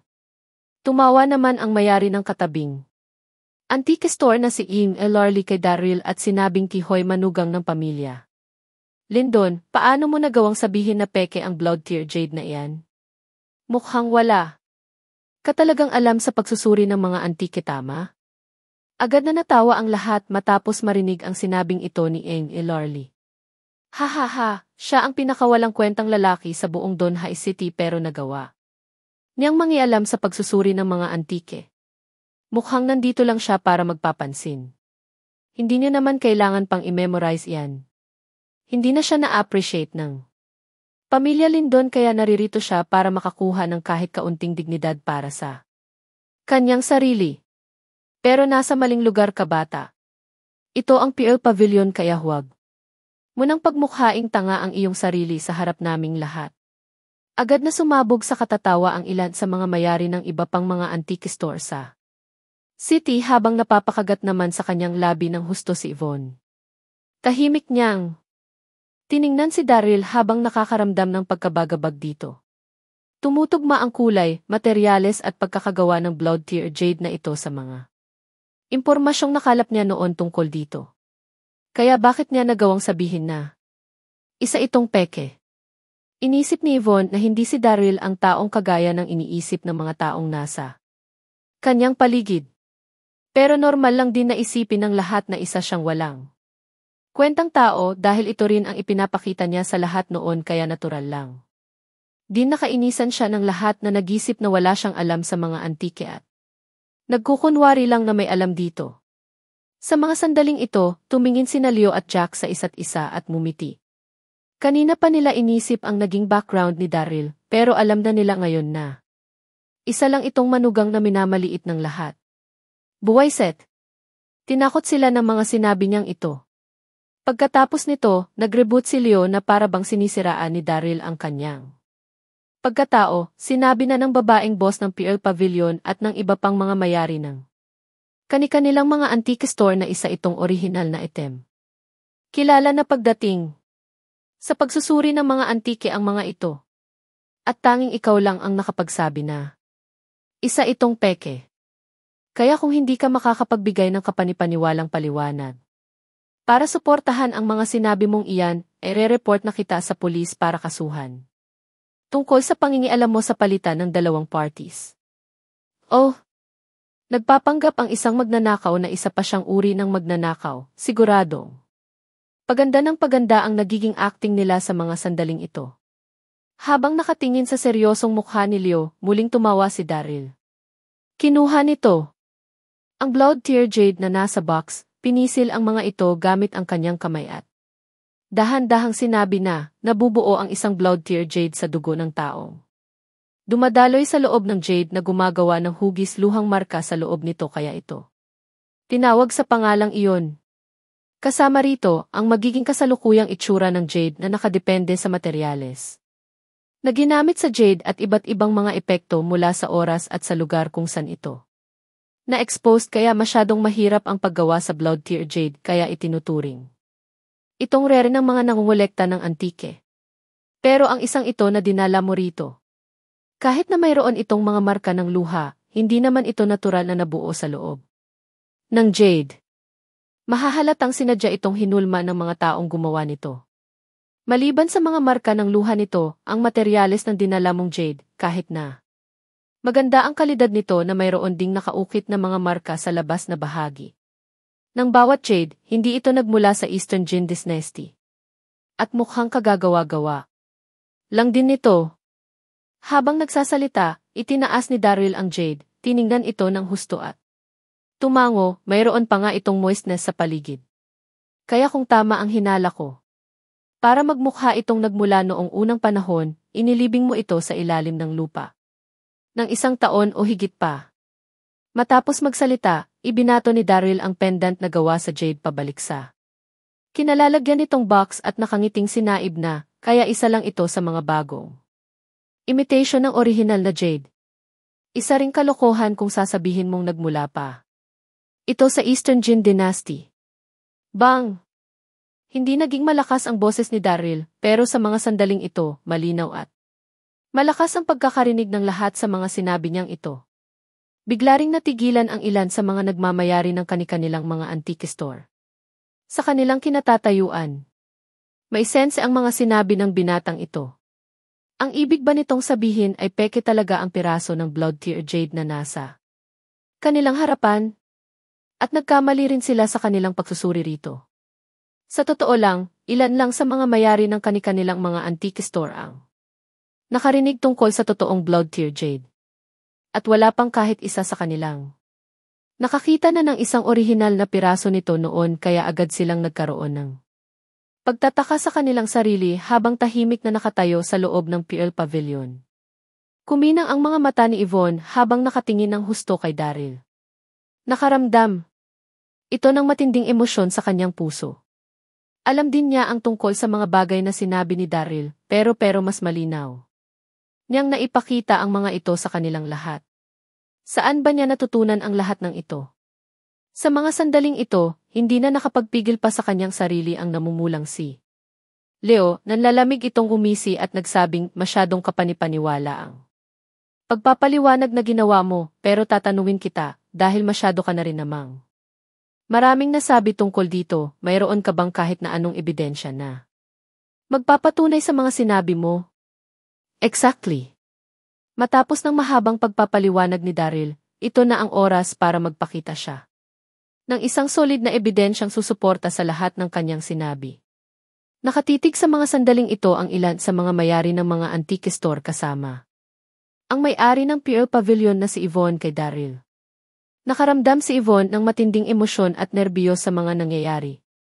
Nakaramdam siya ng matinding emosyon dahil sa sandaling makapagbigay si Daryl ng isang matibay na ebidensya na makapagsasabing peke nga ang jade na nasa kanyang harapan. Malaki ang makukuha niyang karanasan at kaalaman mula sa pangyayaring ito ngayong araw. At nerbiyos dahil sa sandaling masigurado nilang peke ang blood tear jade na ito. Makukumpirma na rin nilang lahat na naloko nga siya ni Leo at siguradong magdadala siya ng kahihiyan sa kanyang pamilya. Kailangan nating malaman na ilang henerasyon nang nasa antique industry ang pamilya Yao. Kaya sa sandaling malaman ng lahat ng isa siyang Yao, dapat lang asahan ng kahit na sino na wala ng sinuman ang mas higit sa kanyang kaalaman sa buong Donghai City pagdating sa mga antike. Gusto mo ng ebidensya? Tumingin si Daryl kay Leo, ngumiti siya at sinabing, simple lang naman ang ebidensyang ipapakita ko. Sa natural na nabuong blood tear jade, dahil sa tagal ng panahon, magmumukhang hamog na lang ang dugong nabuo sa loob ng jade. Kung ikukumpara sa blood tear jade na sinubukang gayahin ng mga tao dahil sa maiksing panahon mula noong ginawa nito, kahit na nagawa nitong makuha ang hugis ng luha sa loob ng jade, sa sandaling gamitan natin ito ng isang espesyal na magnifier. Makikita natin na mayroon itong maliliit na patak ng dugo sa loob. Ito ay dahil hindi pa tuluyang nadidissolve ang sariwang dugo na ginamit sa paggawa nito. Habang nagsasalita si Daryl, naglabas na ang store manager na si Peter ng isang espesyal na magnifier na dinisenyo para sa lang sa pagsusuri ng mga antikes. Tiningnan ito ni Peter na nagsusurpresang nagsalita ng mayroon ngang mamaliliit na patak ng sariwang dugo sa loob nito. Agad siyang pinaligiran ng mga mayari ng ibang mga antique store sa Donghai City. Maging ni Yvonne na hindi na nakapagpigil sa kanyang sarili at naglakad gamit ang kanyang stilettos. Ikaw, Lee. Matapos ipakita ni Daryl ang ebidensya, namula ang mukha ni Leo habang galit na. Nakatitig kay Daryl, itinuro siya nito pero hindi na ito makapagsalita pa ng kahit na ano. Maririnig na rin sa mga sandaling ito ang tunog mula sa sirena ng mga paparating na pulis. May tumawag na sa inyo ng pulis? Dito na nanlamig ang mga pawis ni Leo na agad. Nagsimula sa pagtakbo. Gusto mong tumakas? Pigilan ninyo siya. Nag-react ang ilan sa mga mayari ng mga antique store na sumigaw kay Leo. Narinig naman ng ibang mga empleyado ng antique store ni na Yvonne ang pagsigaw ng mga ito at agad na pinigilan si Leo at pinadapa ng mahigpit sa sahig. Habang si Jack na nagkunwari na isa rin sa mga nabiktima ay mabilis na nagsabing, "Buwisit, peke nga ito. Muntik na akong mawala ng $500 million dahil sa hayop na ito." Tumakbo siya palapit kay Leo at dinuraan ito bago sinimulan ang kanyang paninermon hanggang sa maisip na niyang umalis. Pero nang tumalikod siya para umalis sa Pearl Pavilion, isang katawan ang tumakbo. Nang mabilis papunta sa kanyang harapan para harangin ang kanyang pagalis. Ito ay walang iba kundi si Daryl. "Buwisit ka, ano bang problema mo? Bakit mo ako hinaharang?" Galit na sinabi ni Jack. Agad namang nagsilapit ang lahat para panoorin sila. Nakangiting nagsalita si Daryl habang nakatingin kay Jack, "Hindi mo magagawang iwanan ang partner mo rito na maaresto ng mga pulis, hindi ba?" Nagberde ang mukha ni Jack na nagsabing, "Ano ang ibig mong sabihin? Tigilan mo na iyan. Hindi mo na kailangan pang magkunwari. Mas mabuti pa sa inyong maging artista na lang sa galing niyong umarte. Sino ba ang gustong maging manloloko, hindi ba?" Habang nakatingin kay Jack na ayaw pang umamin sa kanyang kasalanan, napabuntong hininga na lang ang umiiling na si Daryl. Hindi na nagaksaya pa ng oras si Jack. Maglalakad di asa na siya sa tabi ni Daryl. Para tumakbo nang makita niyang nailok na ni Daryl ang kanyang mga braso. Sa mga sandaling ito, naramdaman na lang ni Jack na parang bisyo ang mga kamay ni Daryl. Hindi niya magawang pakawalan ang kanyang sarili kahit gaano pa niya piliting makawala mula rito. Nagpapanik na umikot ang mga mata ng ninenerbiyos na si Jack sa lahat bago simulang sermonan si Daryl. May problema ka ba sa ipag-iisip, hayop ka? Sinubukan niya rin.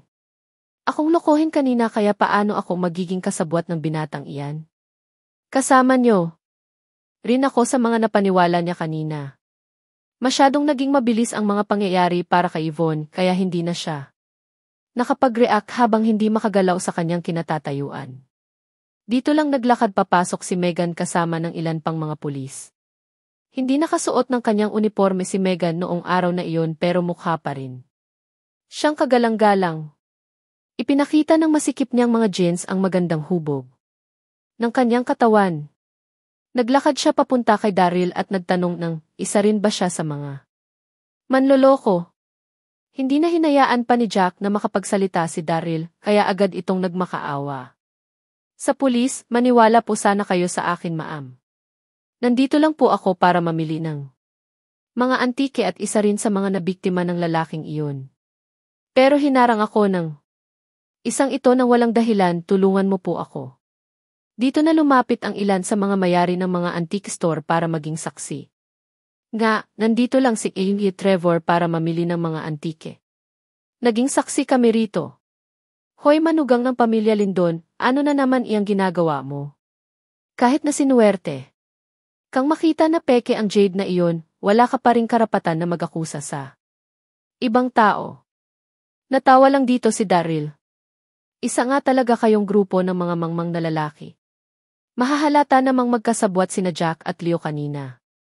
Pero ngayong nahuli na si Leo, hindi pa rin nila nakita na kasabwat nito ang nagkukunwaring mayaman na si Jack.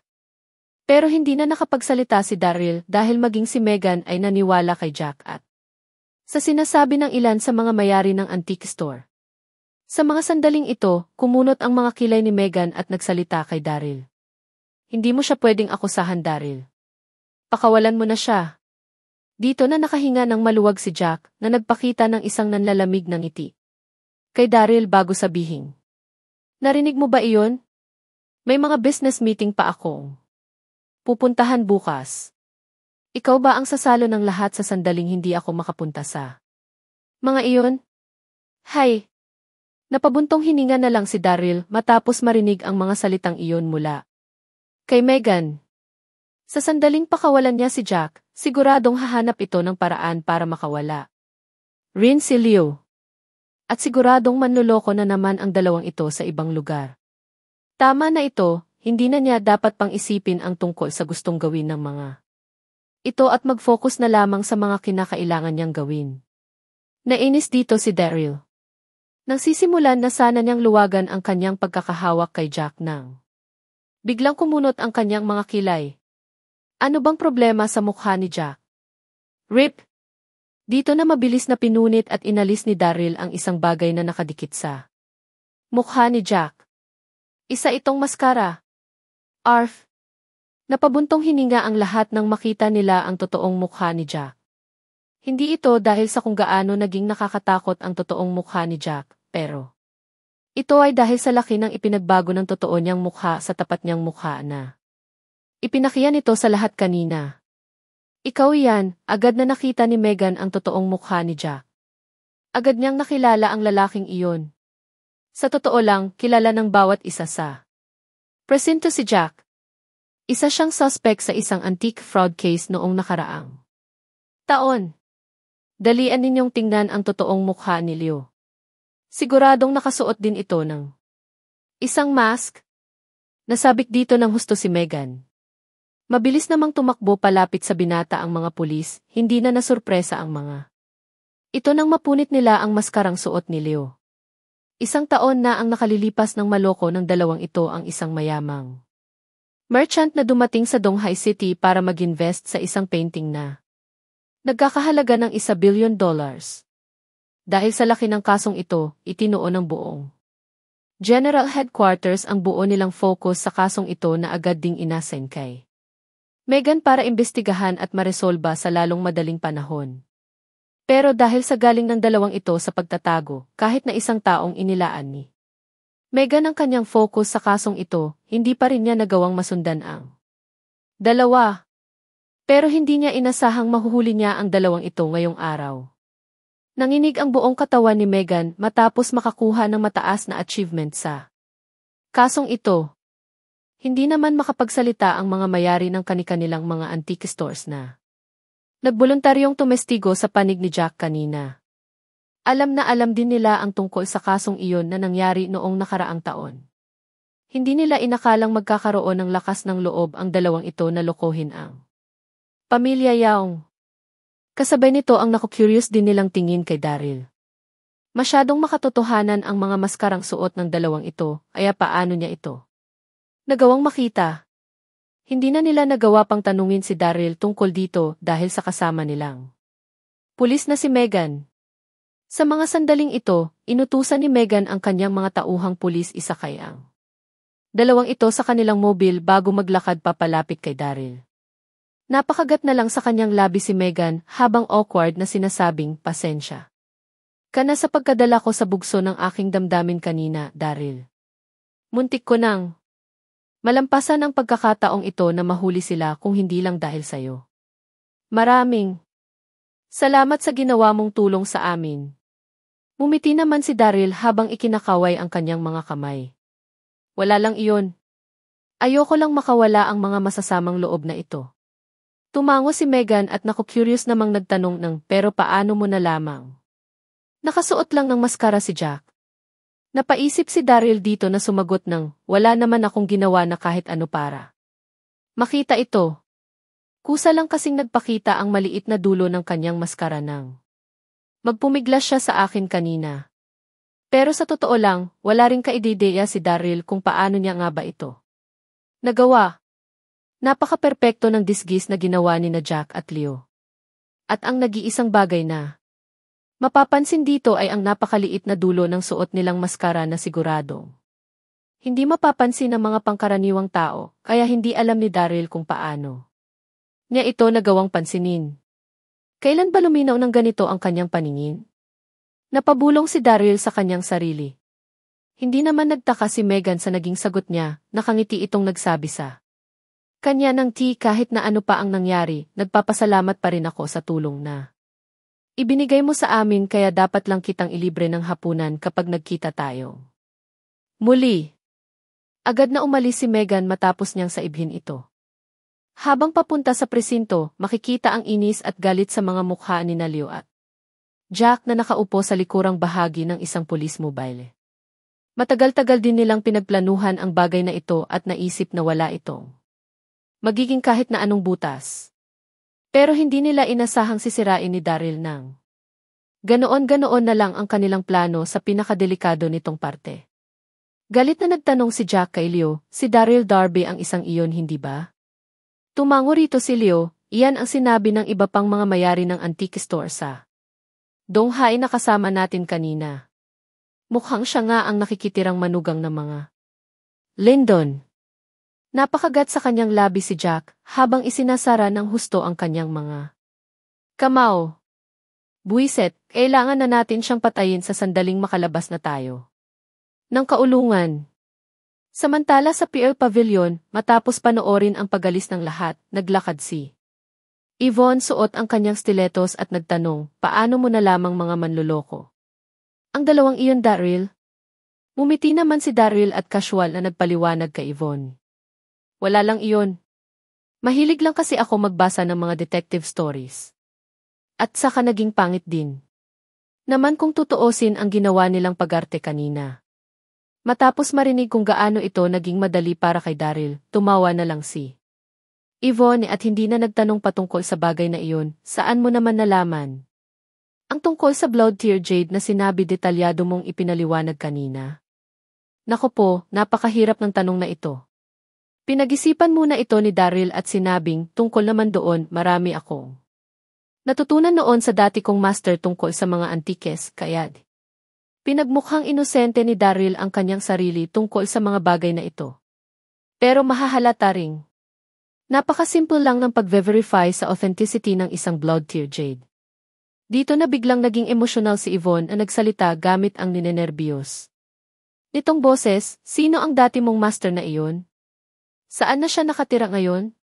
Hindi niya nagawang makita ang authenticity ng Blood Tear Jade kanina pero wala Itong kahirap-hirap na nakita ni Daryl habang nagbibigay sa kanilang lahat ng napakalawak na kaalaman tungkol dito. At siguradong mas marami pa ang nalalaman ng dati niyang master kaysa sa tinuruan nitong si Daryl. Kaya kinakailangan niyang makita ang master na ito ni Daryl kahit na ano pa ang mangyari. Pero agad na dinismaya si Yvonne nang sumunod na isinagot ni Daryl sa kanya. Nagpapasensyang sumagot si Daryl ng, ilang taon ko na rin siyang hindi nakikita. Hindi ko na rin alam kung saan siya nakatira ngayon. Napabuntong hininga na lang si Yvonne nang marinig niya ito. Ayaw na niyang ituloy pa ang topic na iyon. Komplikadong tumingin na lang siya kay Daryl at mahinahong nagtanong ng pwede mo bang ipangako sa akin ang isang bagay, Daryl? Ano naman iyon? Mahinahong hiningi ni Yvonne ang tulong ni Daryl, gusto sana kitang gawing isang tagakilatis ng antike dito sa Pearl Pavilion. Hindi mo naman kailangang magpunta dito araw-araw. Kailangan mo lang magpunta sa sandaling humingi kami ng tulong sa iyo. Bibigyan ka namin ng buwanang sahod na $50,000. Okay na ba iyon sa iyo? Sa totoo lang, nag-aalala si Yvonne na baka masyado pang mababa ang $50,000 para kay Daryl. Pero hanggang dito lang ang kaya niyang ipasahod base sa posisyong mayroon siya sa kanilang kumpanya. Napahinga naman ng malalim dito si Peter na kasalukuyang namamahalang staff sa Pearl Pavilion. Ano? Nagkaroon ng karapatan ang isang ito bilang isang kinikilalang tagakilatis ng mga antike na magkaroon ng sahod na umaabot sa $50,000. Habang siya ay mayroon lang higit $1,000 na sahod kada buwan. Matapos marinig ang paliwanag ni Daryl nang tingnan nito ang peking blood tear. Jade kanina, inamin ni Peter sa kanyang sarili na hindi siya ganoon kagaling sa pagkilatis ng mga antikes kaya agad na nawala ang inis sa kanyang sarili at sa halip ay napuno siya ng inggit kay Daryl. Matapos itong pag-isipan ng isang sandali, pumayag na rin si Daryl at sinabing, okay lang naman siguro ito dahil hindi ko naman kailangang magpunta rito araw. Napakaganda na ng naging offer na ito pero nagpakita pa rin ang pag-aalangan si Daryl habang pinag-iisipan ang magiging sagot niya rito. Nasiraan na ba siya ng bait matapos maging isang nakikitirang manugang ng 3 taon? Hindi na nakapagsalita pa si Peter nang makita ang reaksyon ni Daryl. Natuwa rito ng husto si Yvonne na nagsabing, magaling, final na ang deal natin. Kung ganoon. Umiti si Daryl at nagpaalam kay Yvonne dahil malapit nang sumapit ang tanghali. Kinahapunan, nang makarating si Daryl sa kanyang opisina, agad siyang nilapitan ni Pearl para bigyan ng update. Gumagalang na nagtanong si Pearl kay Daryl, ngayong araw po ang unang episode ng bagong season ng Superstar. Ngayon din ang magiging debut ni Giselle sa show na iyon. Gusto niyo po bang magpunta para magbigay sa kanya ng suporta? Iniling ni Daryl ang kanyang ulo at sinabing, hindi ko rin ito maabutan. Maaari ka bang mag-set up ng broadcast nito sa aking opisina mamaya? Doon ko na lang ito panonoorin. Ang ginawang makeover kay Giselle ay ibinigay ng Platinum Corporation sa pamilya Lindon at ang kanyang asawang si Lily ang namahala sa ginagawa nilang makeover kay Giselle. Kaya siguradong magpupunta sa show na iyon si Lily at sa sandaling umattend din siya rito at makita siya ni Lily, agad nang malalaman ng lahat ang tunay niyang pagkatao. Wala pong problema, Jim is president. Tumango si Pearl at agad nang sinimulan ang pagsisetup. Matapos ang isang oras, kasalukuyan ang binobroadcast sa isang sinetap na screen. Sa loob ng opisina ni Daryl ang programa ng Live. Hindi maikakailang mayroon talagang potensyal si Giselle na maging isang sikat na bituin. Kaya sa makeover na ginawa sa kanya ni Lily, mas lalo pang nagmukhang masigla at kabigha-bighani ang itsura ni Giselle. Agad na naghiyawan ang mga manonood nang magpakita si Giselle sa stage.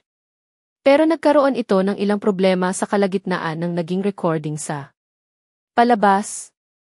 Dahil sa request ng kanyang mga fans, kumanta si Giselle ng isang kanta. Nang biglang magloko ang suot-suot nitong earpiece. Naging maganda ang takbo ng pagkanta. Nito noong una pero nang dahil sa paglulokong ito ng kanilang equipment, nahuli si Giselle sa beat ng kanyang kanta. At sa huli, matapos ang ilang komosyong nangyari sa stage, ipinadyak ni Giselle ang kanyang paa at agad na nagpunta sa backstage. Hindi nagtagal ay agad na ibinalita ng media ang tungkol sa pangyayaring ito.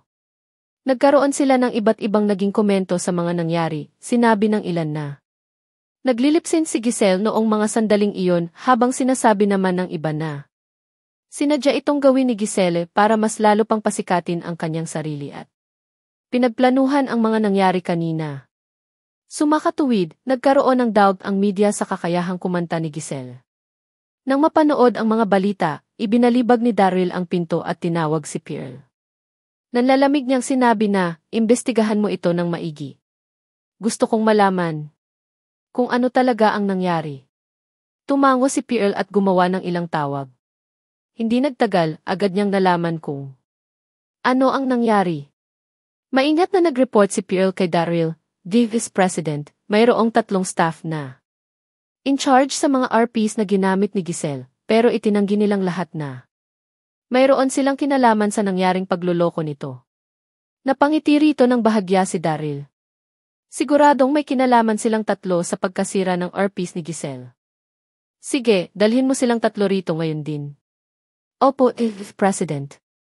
Matapos makita ang confident na itsura ni Daryl, agad na nakaramdam ng pagtataka si Pearl, pero hindi na ito nagtanong pa. Matapos makita ang paglabas ni Pearl sa opisina, agad na tumawag si Daryl sa isa niyang kakilala. Pumunta ka rito ngayon sa Platinum Corporation, Felix. Ngayon. Matapos ang 10 minuto, dinala ni Pearl ang 3 mga staff sa kanyang opisina pero nagmukhang kalmado ang mga ito. Makikitang nakaupo sa upuan ng presidente ang nakasuit na si Felix Blakely. Sa totoo lang, maraming paraan si Daryl para sabihin ang 3 ito ang katotohanan pero ayaw na niyang magabala pa rito. Sa bagay, ayaw din ipaalam ni Daryl sa mas marami pang tao ang tungkol sa tunay niyang pagkatao.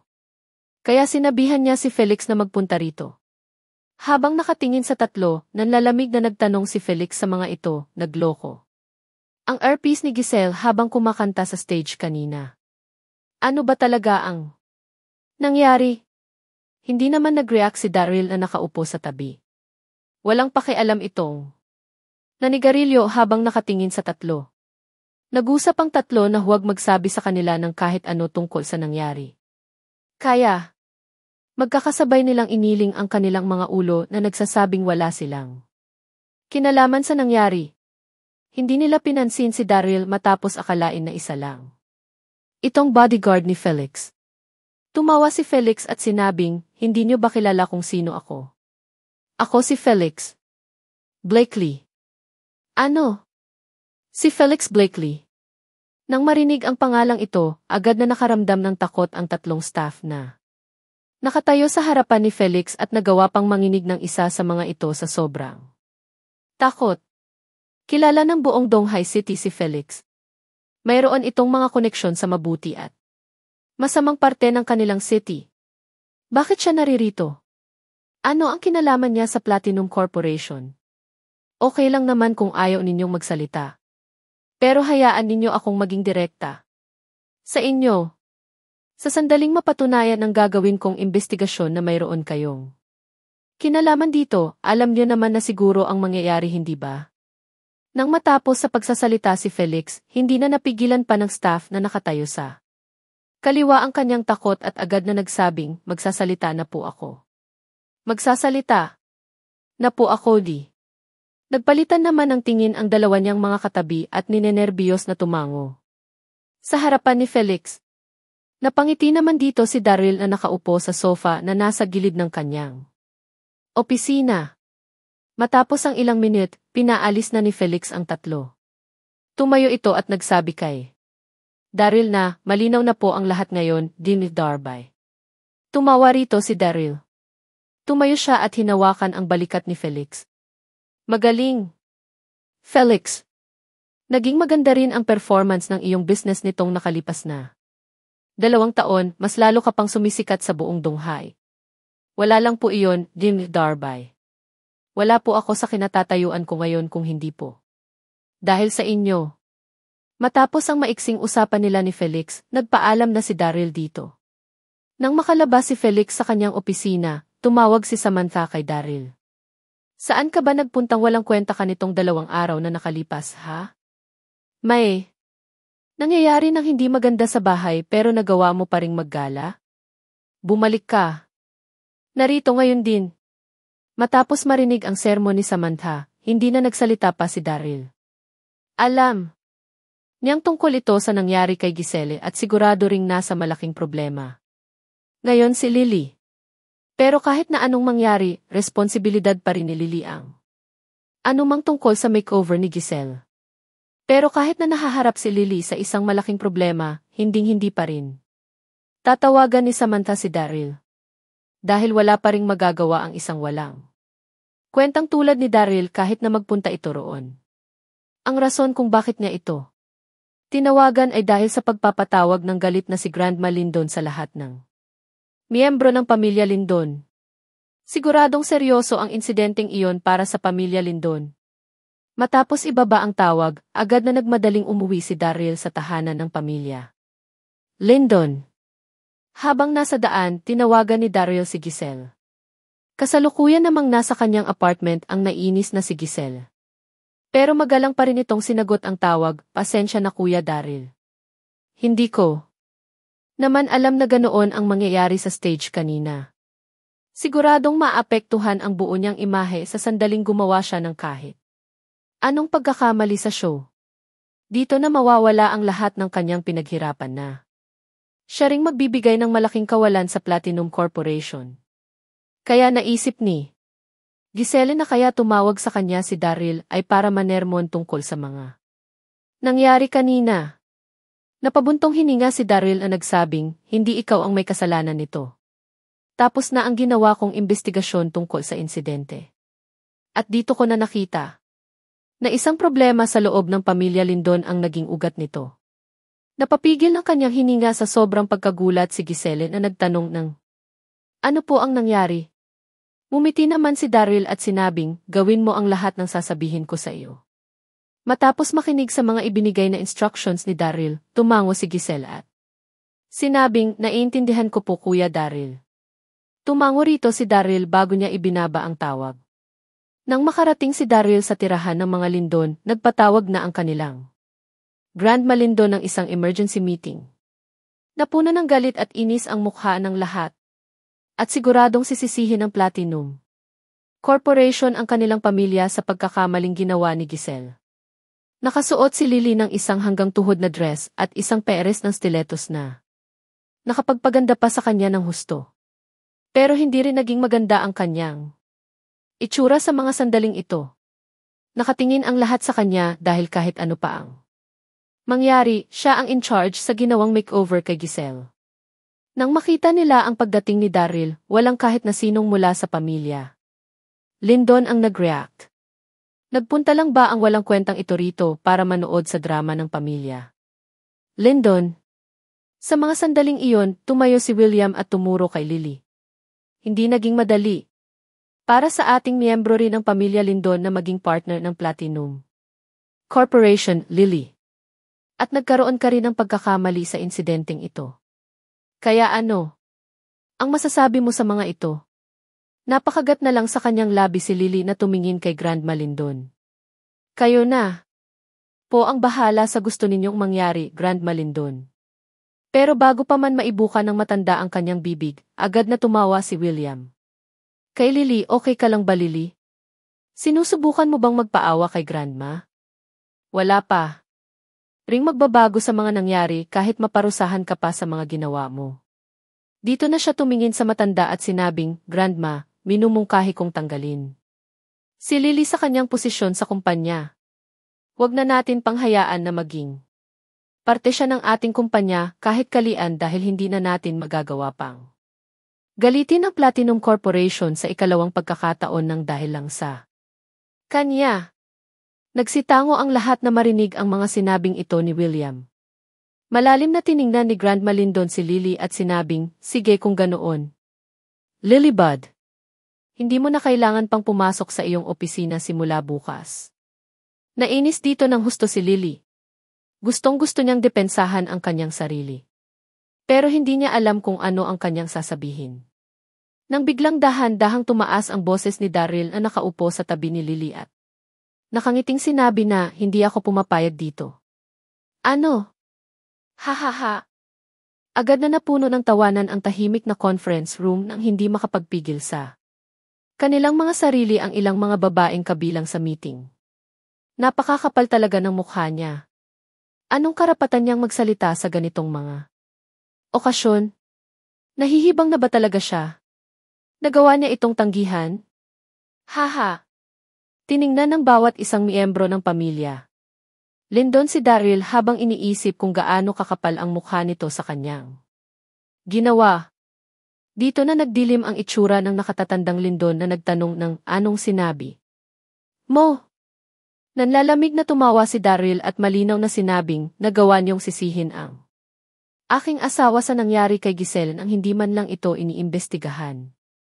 Nagawa niyong baliwalain ang posisyon niya sa pamilyang ito nang hindi man lang naiintindihan ang mga nangyari. Hindi ba't masyado na kayong nagpadalos-dalos? Dito na sumama ng husto ang itsura ni Grandma Lindon na tumingin ng matalas kay Daryl. Sinasabi mo bang pinagbibintangan ko si Lilibud? Magsasalita na sana si Daryl ng buong confidence sa mga sinabi ni Grandma Lindon. Nang biglang hampasin ng hindi makapagpigil sa kanyang sariling si William nang malakas ang lamesa bago sumigaw at ituro si Daryl, sino ka ba talaga sa tingin mo? Ha? Nasa meeting ka ngayon ng pamilya Lindon. Kailan ka pa nagkaroon ng karapatang magsabi ng anumang gustuhin mo rito? At sino ring nagsabi sa iyong may kakayahan kang salungatin ang mga ibinababang desisyon ni Grandma sa aming pamilya? Nanlalamig na tumitig si Daryl kay William at sinabing, sinasabi ko lang na kailangan munang mag-imbestiga ni Grandma ng husto bago gumawa ng konklusyon. Kaya, ano bang problema mo sa akin? Buwisit ka. Dito na sumabog ang dibdib ni William sa galit, siguradong makikipagsuntukan na siya kay Daryl sa mga sandaling ito. Matapos maisip ang mga nangyari sa birthday ng kanyang grandma kung saan nagawa siyang bugbugin ni Harry bago pa niya maitaas ang kanyang kamao, tumigil na siya sa pakikipagaway habang galit na nakatingin kay Daryl. Tumingin si Daryl sa paligid bago tumingin kay William at sinabi rito. Nagkaroon ng problema ang earpiece ni Giselle sa show na iyon kanina. Kaya, naniniwala akong sinetop siya at naniniwala rin akong alam din ito ng taong nasa likod nito. Napaka-obvious na ng mga sinabing ito ni Daryl. Pero wala pa rin kahit na sinong naniwala sa kanya. Dito na nagalit pa ng husto si William. Bakit mo ako tinitingnan habang sinasabi mo ang mga bagay na iyan? Huwag kang mag-aakusa sa kahit na sino ng hindi mo na ipapaliwanag ang mga sinasabi mo. Muling tumaas ang boses ni Daryl na nagsabing, hindi ko namang sinasabi na ikaw ang may pakana nito, kaya bakit ka masyadong apektado? Sa mga sandaling ito, hindi na nakapagpigil pa si Grandma Lindon na agad nagsimula sa kanyang paninermon, sa susunod na magsalita ka ulit sa akin ng ganyan Daryl. Huwag na huwag ka nang magpapakita sa pamilyang ito. Hindi man lang niya nagawang tingnan si Daryl habang nagsasalita. Tungkol naman sa nangyaring iyon kay Giselle, mas naniniwala si Grandma Lindon na si Lily at hindi ang paborito niyang si William ang may kasamanan nito. Noong nakaraang selebrasyon sa kanyang kaarawan, malinaw na sinabi ni Grandma Lindon kay Lily na huwag na siya nitong tawaging Grandma sa sandaling kilalanin niya si Daryl bilang kanyang asawa. Hindi natuwa si Grandma Lindon nang mapansin ang pagpapakita ni Daryl sa ipinatawag niyang meeting pero hindi niya nagawang magsalita kanina dahil sa mataas niyang katayuan sa pamilya.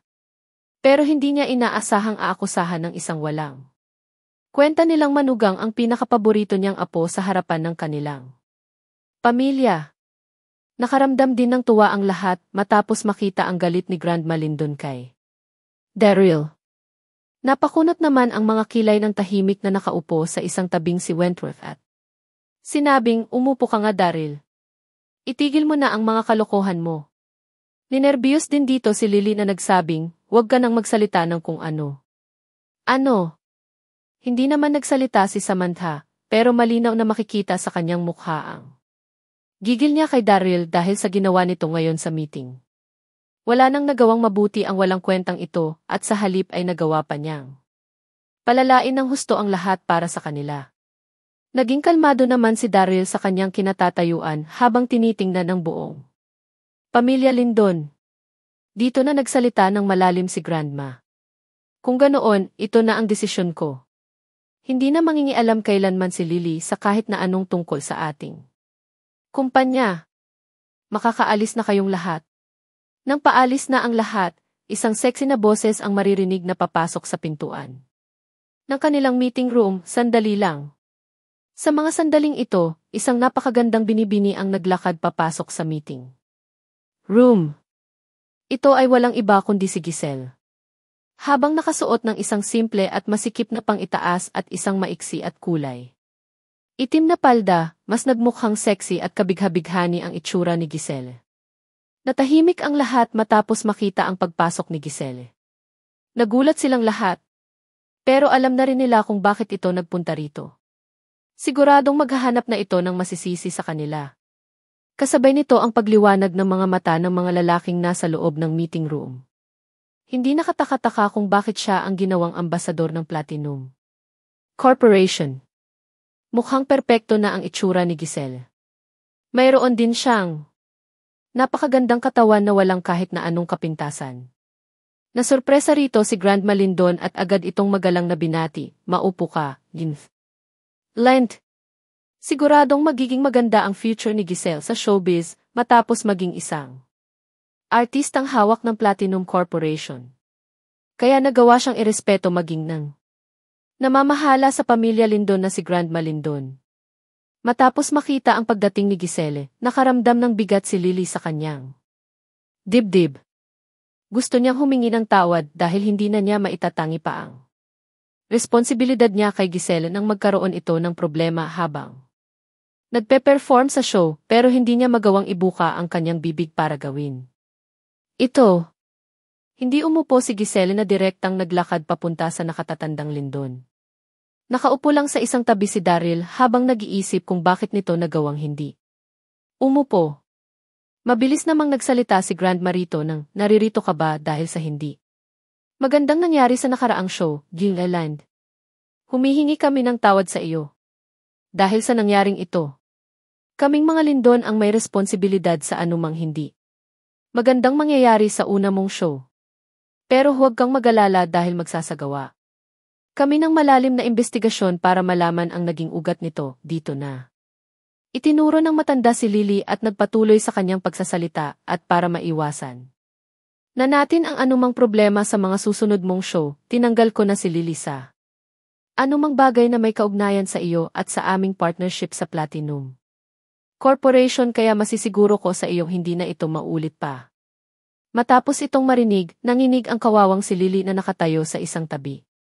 Wala na siyang kahit na anong pag-asa pa. Nagmukhang kalmado si Giselle na nagsabing, "Nagawa ko na itong maimbestigahan." Matapos huminto ng isang sandali, ngumiti si Giselle kay Lily at sinabing, "Huwag kang mag-alala, Ginmeth Lindon. Hindi ikaw ang may kasalanan sa mga nangyari." Ano? Hindi si Lily ang responsable rito. Totoo bang hindi si Lily ang may gawa nito? Natigilan ang lahat sa kanilang mga narinig. Nagulat dito si Grandma Lindon at agad na napatanong ng, "Ano ba talaga ang nangyari, Gilliland?" Hindi ito sinagot ni Giselle. Umiti lang ito ng kaunti bago lumingon at tumingin kay William. Nang sabihin ni Giselle na mag-imbestiga ito, naramdaman pa rin ni William na sinuswerte siya sa pagkakataong ito. Pero matapos lumingon ni Giselle para tingnan siya, alam na niyang nahaharap siya sa isang malaking problema. Dito na nagsalita si Giselle sa pinto, "Pumasok na kayong tatlo."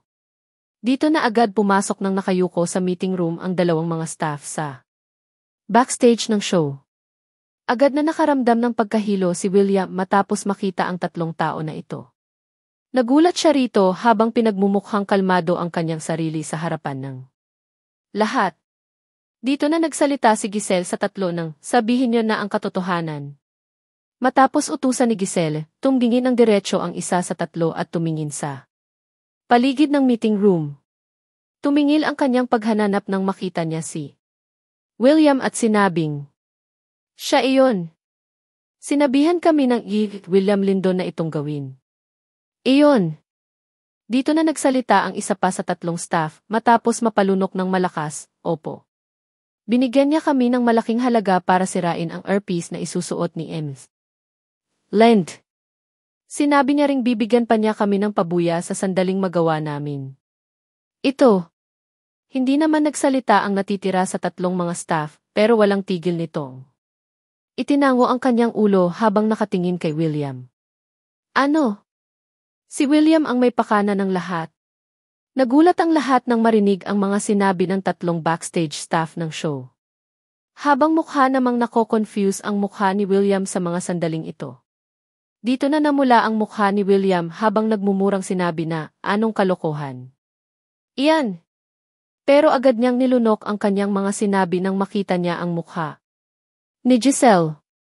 Sanay nang maging bastos sa usapan ni William. Pero sinubukan niya itong pigilan. Nang sumali na sa kanilang usapan si Giselle dahil ito ang kumakatawan sa Platinum Corporation. Huwag ninyo ako basta-bastang aakusahan. Kilala niyo bang tatlo kung sino ako? Naiisip niyo na ba ang mga pupwedeng mangyari sa inyo dahil sa ginawa ninyong iyan? Habang pinipigilan ang kanyang sarili sa pagmumura, mabagsik na tiningnan ni William ang tatlo. Talagang nakakatakot ang malademonyong itsura ni William ngayon.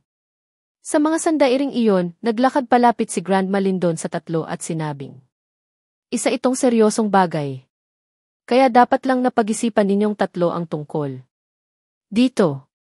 Siya ba talaga ang nagutos sa inyo na gawin ito?" Kahit si Giselle na mismo ang direktang nagsabi nito, hindi pa rin naniniwala si Grandma Lindon na magagawa ni William ang mga ganitong klase ng bagay. Habang nakatingin sa mukha ni William at sa pressure na nagmumula sa matandang namamahala sa pamilya Lindon, nag-aalalang tumingin sa isa't isa ang tatlong mga backstage staff ng show. Siguradong maiinis si William sa sandaling magsabi sila ng totoo. Pero mas okay pa rin ito kaysa sa pangbabastos kay Felix Blakely. Sino nga ba ang magagawang gumalik kay Felix sa buong Donghai City? Mayroon akong ebidensyang nagpapatunay nito. Dito na nagsalitang muli ang isa sa tatlo habang kinukuha ng dalawa niyang mga kasama ang kani-kanilang mga cellphone. Nasa bank record ko pa ang money transfer na nagmula kay M. Lindon. May record din ako nito. Hindi ko pa nagagastos ang kahit isang sentimo sa perang ibinigay niya sa amin. Wow! Dahil nasa harap na nila ang ebidensya, siguradong kapanipaniwala na ang mga sinasabi ng tatlo. Dito na nagkaroon ng kaguluhan ang lahat ng nasa loob ng meeting room. Dito na nagberde ang mukha ni Grandma Lindon. Nanginig ng husto ang katawan nito. Sa sobrang galit, tinuro niya si William at sinabing, "Ikaw. William, bakit mo nagawa ang bagay na ito?" Napangana naman dito si William, hindi na siya nakapagsalita pa sa mga nangyari. Sa mga sandaling ito, nawala na ang malademonyong itsura ni William na nagmumukha ng isang pumutok na lobo habang nanglalambot na nakaupo sa sahig. Nakahinga na rin dito ng maluwag si Lily na nakaramdam ng matinding bigat sa kanyang dibdib nang pagbintangan siya ng buo niyang pamilya. "Humihingi ako ng pasensya sa hindi magandang pagpapalaki ko sa mga ito, Jill. Kaya ano sa tingin mo ang nararapat nating gawin para masolusyonan ang bagay na ito?" Kasalukuyang galit na galit si Grandma Lindon na halos mahimatay habang humihingi ng tawad na nakatingin kay Giselle. Kahit na sa mga sandaling iyon, nagawa pa ring magmakaawa ni Grandma Lindon para sa apo niyang si William. Kahit na gumawa si William ng isang malaking pagkakamali, ito pa rin ang kanyang paboritong apo. Naging kalmado rito si Giselle, pero hindi siya dapat magkaroon ng kahit na kaunting awa sa mga ito. Naging malinaw na para sa atin ang tungkol sa insidenteng ito. At kahit na ano pa ang nangyari, kasalanan pa rin iyon ng pamilya Lindon. Kaya, mayroon kayong karapatan na magdesisyon tungkol dito, pero huwag na huwag ninyo akong didismayahin. Napapahiya namang itinango ni Grandma Lindon ang kanyang ulo. Lumingon at galit itong tumingin kay William bago sabihin, binigo mo talaga ako. Sa pagkakataong ito, William, kahit na mataas ang naging tingin ko sa mga nagawa mo sa ating pamilya. Kaya mula sa sandaling ito, hindi ka na dapat pang mangialam sa anumang bagay na tungkol sa kumpanya ng ating pamilya. Grounded ka rin sa loob ng kalahating taon sa loob ng bahay. Umiyak naman dito si William habang nagmamakaawang sinabi na, "Huwag po, Grandma. Nagkamali po ako." Hindi siya pinansin dito ni Grandma Lindon at sa halip ay nakangiting tiningnan si Giselle. "Okay na ba sa iyo ang ginawa naming desisyon, Ginelland?" Hindi nagsalita rito si Giselle na tumingin naman kay Daryl.